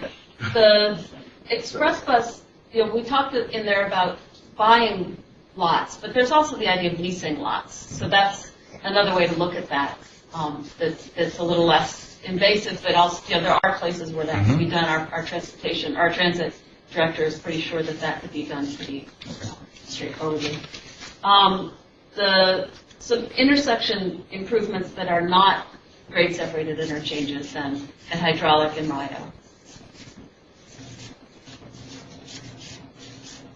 Intersection improvements at Hydraulic and Rio that are not grade separated. That are not grade separated interchanges. And after the parallel roads are done, because this also includes the $43 million, but after the parallel roads are done, then looking at the removal of 3 traffic lights.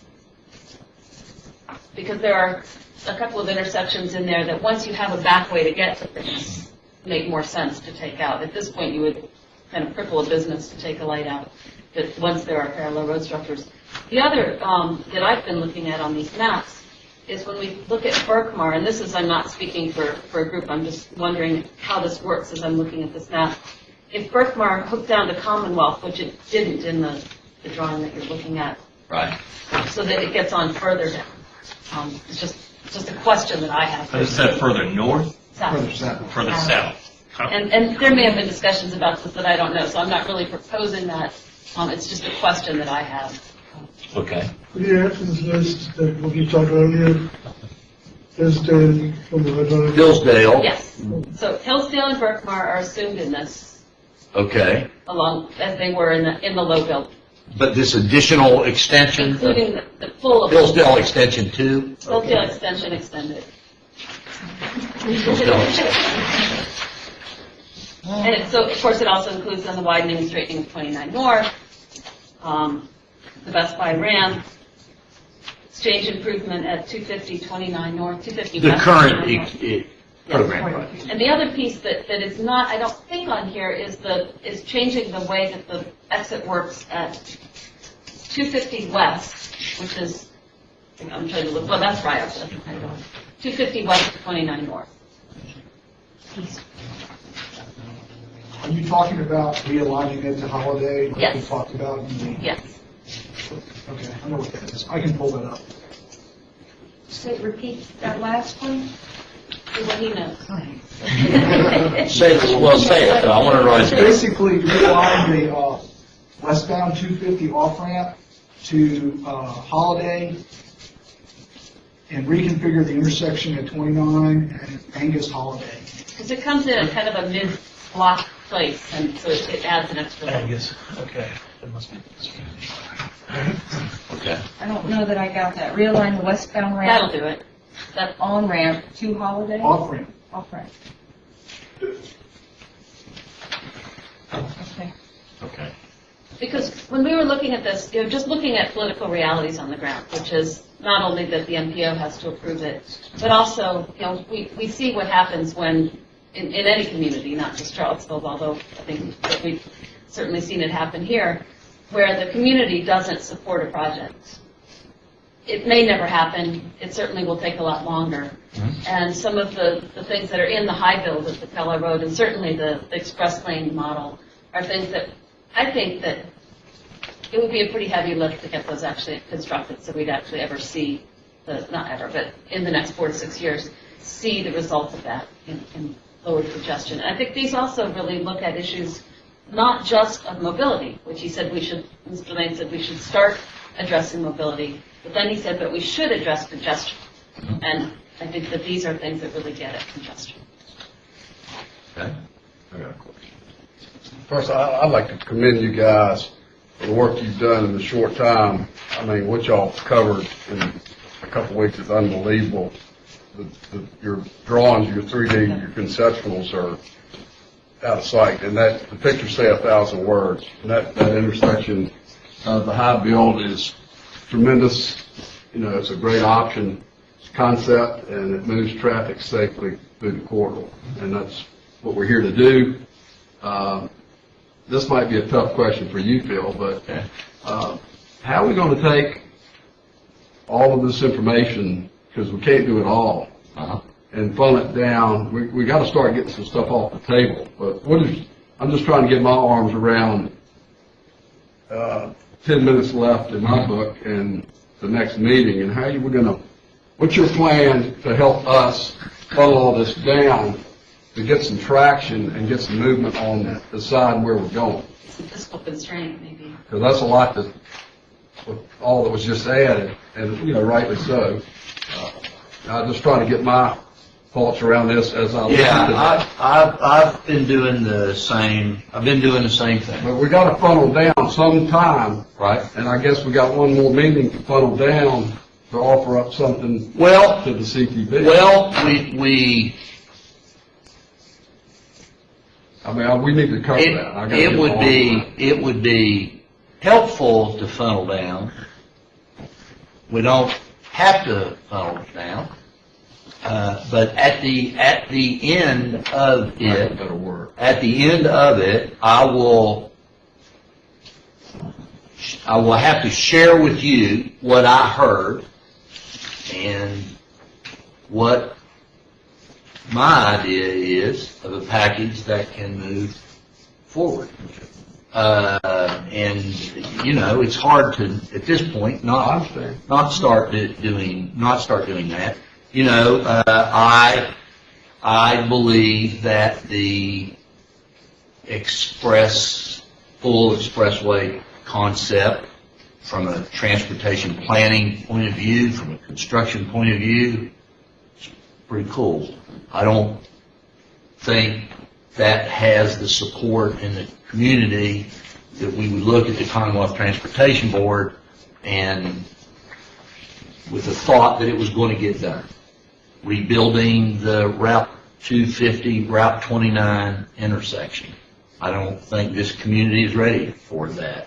I may have my own feeling about whether you should be ready, but so those are some things that I think are important. I think we're going to look at whatever anyone else would like to suggest, or a set of components. I'm not at a place where I think grade separated intersections have to be 20 or 30 years off in the future. That's just me. I'm not ready to funnel that one down.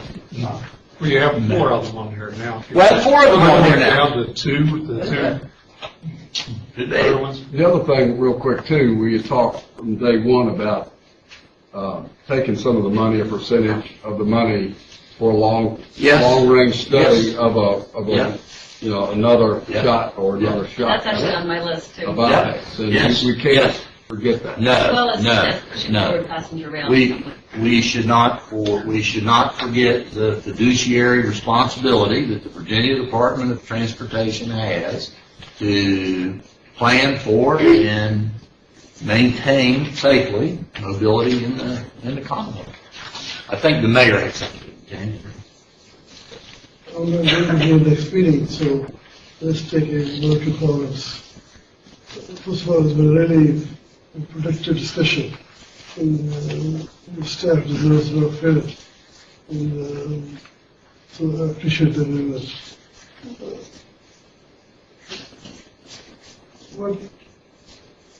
If you could do some basic stuff those parallel roads, completing the parallel roads, all the way, and do the signalization, those kind of things, in the long run will help through traffic as well as congestion both.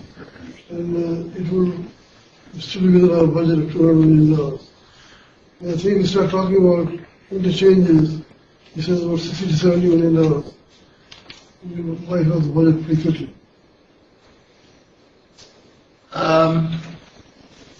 If you talk about all of them, you start to eat into the budget. There's no question about that. If you talk about two of them, you're at $140 million. And that's viable. Yeah. That's doing nothing else. No, here's what I think you have to do something with those 6-year improvement plan projects. If there's some ability to fund those from new revenues, that would be fantastic. But if there's not, I think you need to finish what you've already planned and said was important. Personally speaking, the draft 6-year program pushes that money off to 2019 and 2020. That's right. I'm not sure I'm excited about pushing it off that far. I think that of the long-range plan, because I don't believe you can get, because I agree that an expressway alternative is probably a heavier lift than we're able to do, regardless of what I may think about its value. I think that the parallel roads are important. I think finishing is important. I think doing Berkmar extended is important. And I think it's worth keeping an open mind at Rio and hydraulic for grade separating those interchanges. And while I understand people's kind of protecting their position on the corridor and all of that, I understand and value, I would just ask that at this point in time, today, as we leave, that there be some open mind willing to think about what that might do for a road that you think of as the gateway to your city and to the area. I think to keep an open mind and to come back and to honor what Ed said, really be able to get our arms around this in one last meeting, there's a little bit of extra we need as far as facts, if that's okay. First of all, visual. Who's controlling these slides? Go back to one of the maps. Okay, this map, or one like it, does not, if I were from Lynchburg or Danville, I couldn't figure out how those parallel ribs really help unless I knew two things. Visually, I'd like to see the whole thing connected. You can certainly show the part we're talking about connecting. Sure. But otherwise, I can't figure out how that helps 29. Right. The other part that is very necessary is how much traffic will actually, by modeling, come off of that. Because if we're not going to have a western bypass, which pulled through traffic off, we have to be able to show Lynchburg and CTV and Danville that we actually can pull enough local traffic off. And, I can say, well, I know it's going to happen because I already tried to do it by doing all kinds of things, but that doesn't sell this idea. So if you have modeling about once the John Warner Parkway is open, what we can anticipate will come off 29 that is actually data. And if we were to take Hillsdale down to 250 to get it right on the bypass, and if we went from Airport Road to Rio with Berkmar, I think that helps people figure this out if they can see it and then look at the number of cars per day that will come off. That takes us a long way to it, I think. And I'm sure that our MPO staff can help with that because they've done that and show what that is. The other thing is, as you're very concerned about budget, we are obviously we should probably know by then what the extension in Hillsdale down to 250 costs? Yeah, That'll we be will. part of it, so We that we will. have the full amount. And then two types of timing. Number one, the timing of accelerating what we are going to be given up till 2020 to finish, if we can borrow against the 2 million or whatever, and then just give those funds back somehow. What I'm saying is, we don't have all the money for these alternatives until we get to the year we're supposed to have it. So it's fungible, All but, the money. Within now. We don't have all the money. well, it's because it's parked in future years. Parts that's short of the 43. Right. Right. Short of the 43. No, yeah. This Right. 93 we have, Right. but it's not actually in the bank. We've got to wait a year or two. But no, I recognize that. I recognize that. So we can And- give back what's coming later to some other Well, template. maybe. And then timing, what I heard someone say was, we'll build the parallels before we would consider doing the interchanges, or any kind of treatment at those intersections. And that, I think, is necessary because I think you were trying to say, Chris, and Mayor was trying to say, we'll have people that live all up and down that corridor going, you're going to tear up 29 before I have a way of getting around it. Yeah, you're not going to wake up one morning and it be done. Right. You know, that's not going to happen. That's not going to happen. Building the parallel roads and not addressing Route 29 will mean you've built some parallel roads. I mean, there's some amount of professional judgment that you get to that the traffic modeling, I think it's a great idea.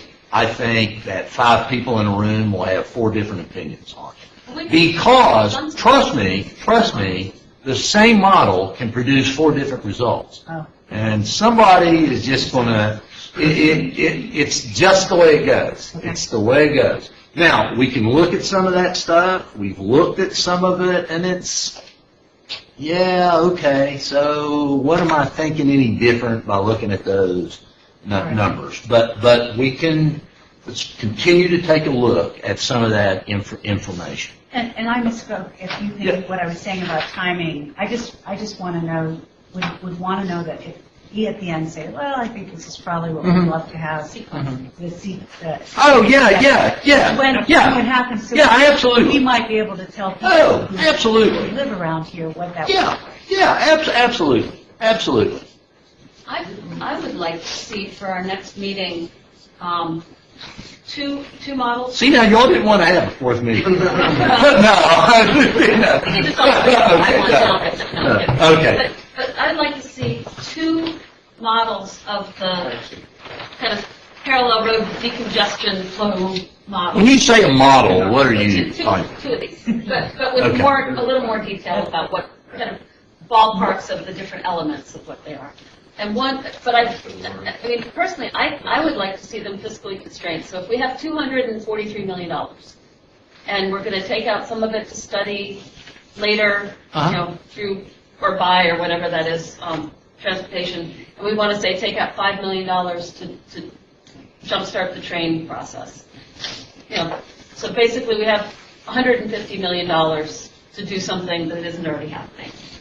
That how we would do the list that I put forward as one project, and then the other with the grade separated interchanges. So we could see if you're adding $140 million to the grade separated interchanges, what are you not doing that would otherwise be funded? Does that make sense? Yeah, here's what I think makes sense, quite honestly. I think it makes sense for me to put a list together of what I think makes sense, based on everything I've heard, and put money in it. That's what I think makes sense. Because... With a couple options. Well, with a couple of options, and I'm not trying to I'm not trying to use the mysterious Delphi technique here. I think that to be able to put together a couple of things and say, Fred, thank you. No, go ahead. Well, I didn't realize you had your hand up. I I'm do sorry. want an opportunity.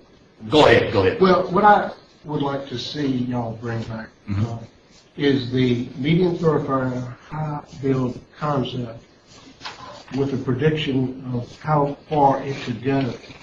In other words, you can't build the whole corridor. How far could you go on the budget? And that might even include a full design all the way out. And just so we know, how it overlays on the red zone, on the traffic reports. It does get you through the original interchange, a better interchange at 250, and I think it gets you through hydraulic road grade separation. And then beyond that, maybe to the next grade. I just want to see how far that concept could go on the budget you've got. No local support, I'm not sure how realistic. Well, we can answer, I think to ask a question, as others have, and we should And I'm going to provide an answer. I'm going to have a difficult time wanting to support the Berkshire Road. I mean, how do I explain that? We're opening a corridor, brand new corridor that's just going to develop just like 29 is now. So, I mean, I'm not sure I can sell that to my And it's why we need to have this modeling that shows how much of that traffic is going to take off. Because it really is pretty slick. And that's not clear. Turner. I also have problems with Berkshire Drive, Bartmore Drive, because it seems redundant to me. If you're building that, you're also widening 29. Maybe you should do one or the other. Why are you doing both? I will say, as an engineer that works for developers, I love it because it's going to crack the world open back there, and I can get a lot of work out of that. But that also makes it a wonderful project to have new revenues put to by the Commonwealth Transportation Board because it has economic development potential. I think that's a great project for new revenues. Now, Chris, I really respect what you're saying and how you'd like to hook things up, and I think that the program projects are very important. We have to get those done, and I told you that the city of Lynchburg would be supportive of that. The flip side of that is that if the city of Lynchburg doesn't believe that this, or if it is perceived that these are local projects, they're only going to have a local benefit and not $200 million worth of through traffic benefits, then the city of Lynchburg is going to fight you hard. And what we're going to do is suggest that $200 million ought to go back to the Commonwealth's Transportation Board and be distributed across the state of Virginia, or the Commonwealth of Virginia. And we are going to work hard, put all our lobbying efforts into making sure that the Lynchburg district, which, by the way, Ed's got the data, but for the past 14 years, Lynchburg district has been the least funded district, but the third largest district, right behind Culpeper sometimes. We're neck and neck. We have been bypassed. And we've got to make sure that I've got $125 million worth of projects right here. They include bridges, intersections, 501. I know Danville's got a handful of projects that you'd like to do, and we're going to work hard against you if you can't develop the political will to get this done. Well, I believe that you're going to see that what we are proposing will get what you want. So I think I'm really not trying to oppose what you want. I'm just saying that there are certain ways of getting what you want that are very destructive locally and aren't going to get local support, and some that will. We'll support you for new revenues. And to honor what you're saying, I'd feel the same way from this area if I needed something done in your corridor to get through to Danville or Greensboro or wherever I was going south. And you were talking about these parallel roads, and won't it be great because a Walmart will be able to pop up here. But if you could show me that I could get through to Greensboro, that's why the modeling data is important, because Lynchburg folks are going to stay off that road when I'm traveling through. That might change my mind. So that's why I hope we can show the diversion actually helps the primary road, and so therefore achieves the overall goal of what the money was to be spent for with the bypass, or what the money would be spent for some other treatment that we can't possibly sell them. And I will say the Lynchburg district did that for the southern corridor, as well as the city of Danville, because we had a tremendously congested corridor called the Madison Heights area, and we're getting that way on the southern end, and we're trying to protect that. So we petitioned and we built a bypass. And now traffic can flow very smoothly to Danville, and you will do the same thing. This morning I hit 5 stoplights before I got shot. 5 stoplights from North Carolina State Line to here. Well, look, But the people in Lynchburg are having We're trouble here, now man. congestion in Madison Heights. Well, we're here I'm here to listen to what you all have to say, and frankly, listen to what VDOT has to say, make a recommendation that I think has a merit from a mobility point of view, and when I say mobility, I mean safety and all the things that come with it, that meet the charge, that has a reasonable chance of producing projects that can be funded in advance. And the MPO may not agree, the CTD may not agree, and I'm sure we'll have some differences among us, but that's what makes it work. So I think we have some questions to answer, including Fred, some questions to answer, and I think that from the discussions that we've heard in 3 meetings, that, and I'm not going to put a number on it, it won't be 4, it'll probably be a couple of ideas of what I've heard about how fiscally constrained, about how we could use the money to meet the charge. And frankly, that's why I thought we needed the 4th meeting, because you all deserve the opportunity to say, well, I think you're nuts, and here's why, or for no other reasons, quite honestly, selfishly, to look around and say, well, I kind of think this has a reasonable chance. You know. So that's why we need the 4th meeting. We're going to miss the mayor of Charlottesville, unfortunately, we're going to miss, but I'll be enjoying Hawaii. We may have the meeting there. We may have the meeting there. But we should have the other 9 people here, and I know some of you are making a sacrifice in your schedule to do that, and I really appreciate it because I think it will be an important wrap-up meeting that gets us with a view toward what we're going to do in June.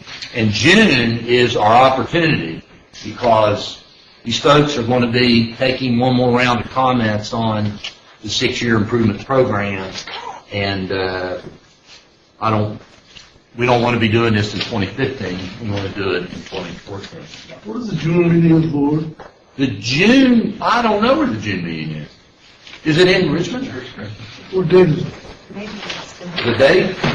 The 3rd Thursdays? It's the 3rd Wednesday? Somebody look at the calendar. 19th. Thank you. 18. We'll send that to everybody. We'll send that to everybody so that you have the location. I actually think the May one is in here. There's a good reason alone maybe to miss that one. No. You know what you're going to be doing tomorrow. I'm just teasing. I'm going to be here tonight. I'm going to be here tomorrow. And I spent time in the corridor yesterday.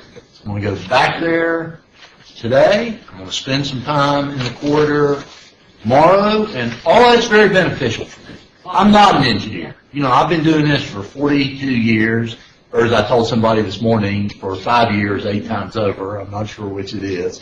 And touching and feeling and looking, put together with the engineer I've sort of become by proxy over 40-some years is very helpful to me. So I'm going to be spending some time doing that, and I will have information out to you all in advance of the, start to say the 14th, that's not the date, May the 8th. May the 8th, we'll be back here, back in this room at 1 o'clock. And again, we thank the Research Council for letting us use this space. And are there any closing things? Are you ready to wrap up? Ready to wrap up? Yep. Turner? Sure, I'll make a quick closing comment. Again, I appreciate everybody working together and the tone of the discourse. I do appreciate also. Thank you all. As you can see, we're a little emotional about this so much for.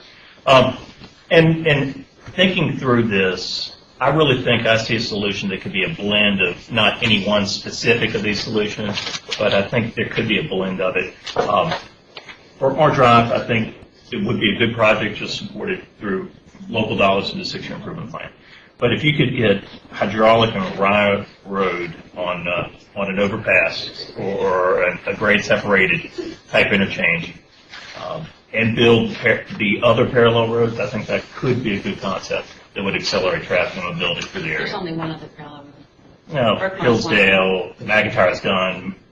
Berkmar was the other one. Okay. Sure.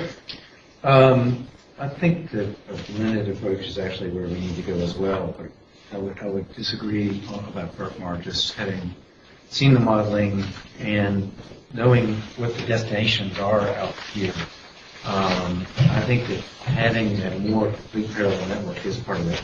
But I do think that it's got to be a blend of these various approaches.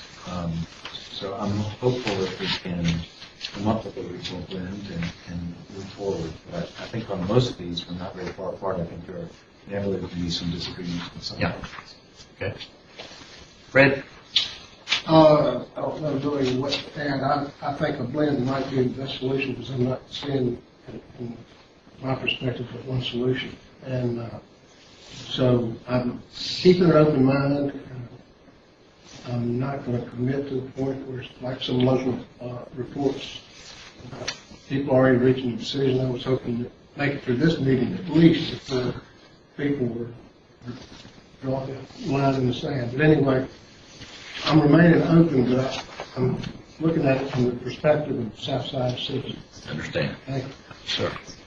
And I think at the beginning of this meeting, we started with what's the point of people to the north and south being here if it has to be at least run through the MPO. And I think that's something that's really part of why this is important. I think that, that the folks to the south of us thought that there was going to be a bypass, and it was done, and it was over, and, it was going to happen, and then suddenly through really none of us here at this table, it was off the table. And so we're all dealing with that, and I think you all more than most. And so I appreciate that you've lost something important. And it wasn't something that we caused, but it was something that we were involved in, and I think that we need to recognize that. I think that although $200 million is a huge amount of money, we also need to realize that it's not going to solve all the problems of our part of the state, and that we need to figure out what we can do with that $200 million that's going to get us the furthest. So I just really appreciate the work that you're doing, kind of herding this group of cats, and I think we've done pretty good at not fighting. Wonderful. Did we lose Mayor Coleman? Yes, we did. Okay. He'll be back on the 8th, though. Okay, good. I'm keeping an open mind because I learned a lot more today. I absolutely understand the frustration with the way roads are done in Virginia, and when I heard that you said that Secretary Lane and our governor are thinking of doing these kinds of things elsewhere, depending on how this works out, I think that would be really good because our friends from the South who are in a different district obviously are frustrated about their road situation too, much of which I'm ignorant about, so I apologize for that. I like the idea of parallel mini bypasses, and I do think, and I hope the modeling shows this, intuitively I think it will, but you're the numbers person, that you need both an east and a west parallel road to connect so that we have this idea of bypass with the 250 there to get us to 64. It's not perfect in an engineering standpoint, but I think it's going to show pretty good capacity to take local people off the road. How we do the treatments at hydraulic and Rio, it's an engineering question. I think we'll know what we need to do once we get traffic off, so that we can address that, and I don't know the timing. That was one of the things I was asking about. But I'm looking forward to the 8th. I'm very, very hopeful we can all come together. Thank you. Mayor or Al? Are we going to get inaugurated here? That's May 6th. We'll know what to call you. Partying down. Okay. May 6th. Looking at this, I mean, the first story, the parallel road with the low cost or the low level layout, the change in levels, was the lowest on the thing. I mean, it didn't do much to get traffic through. So I think we have to have a blend of some type with these intersections, whether it's one or two or whatever, where we get the most bang for the buck. I do buy into the parallel road concept that helps move traffic along.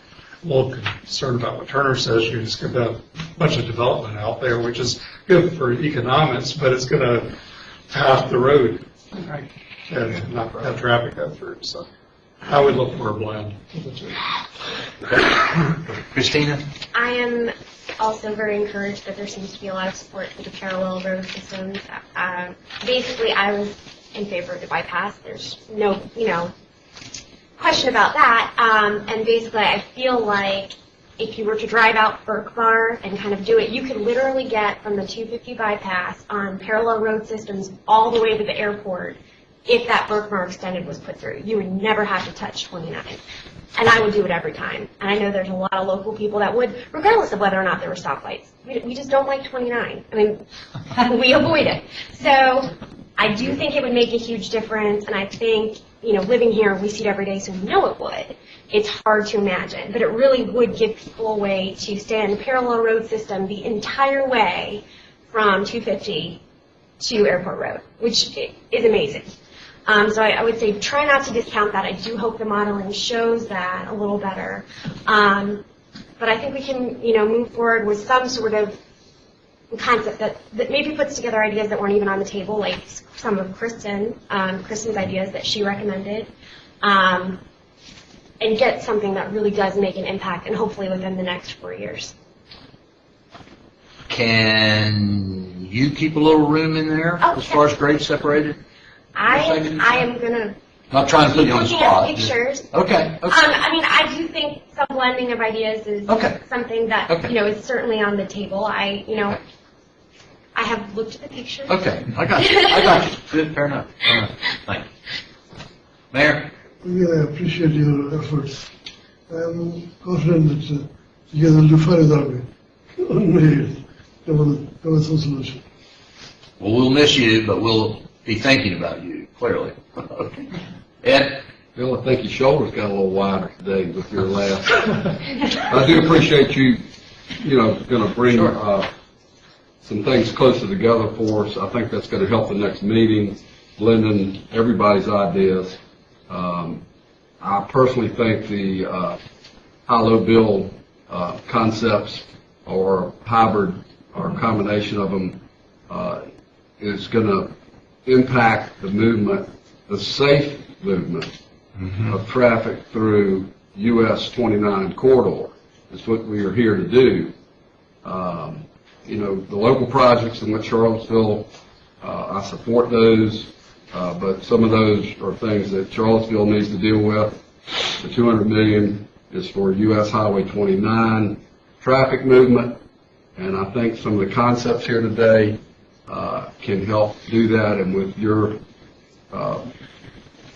narrowing down, tightening up, we in order to be successful at the next meeting, I really look forward to what you're going to bring to the table to help us get there. Mr. Tom? I just appreciate your efforts, everybody's efforts in this room, and I think the process has been a great opportunity for everybody to get on the table and for me to learn more about what everybody's thought. Well, thank you again for being here with us for the meeting. We're ready to go, I think. Look, thank you. I thought this was great discussion, and not in a insincere way. I would like to add my thanks to what I've done a lot of barking at these folks, and they've done an outstanding job. Really, just an outstanding. They did.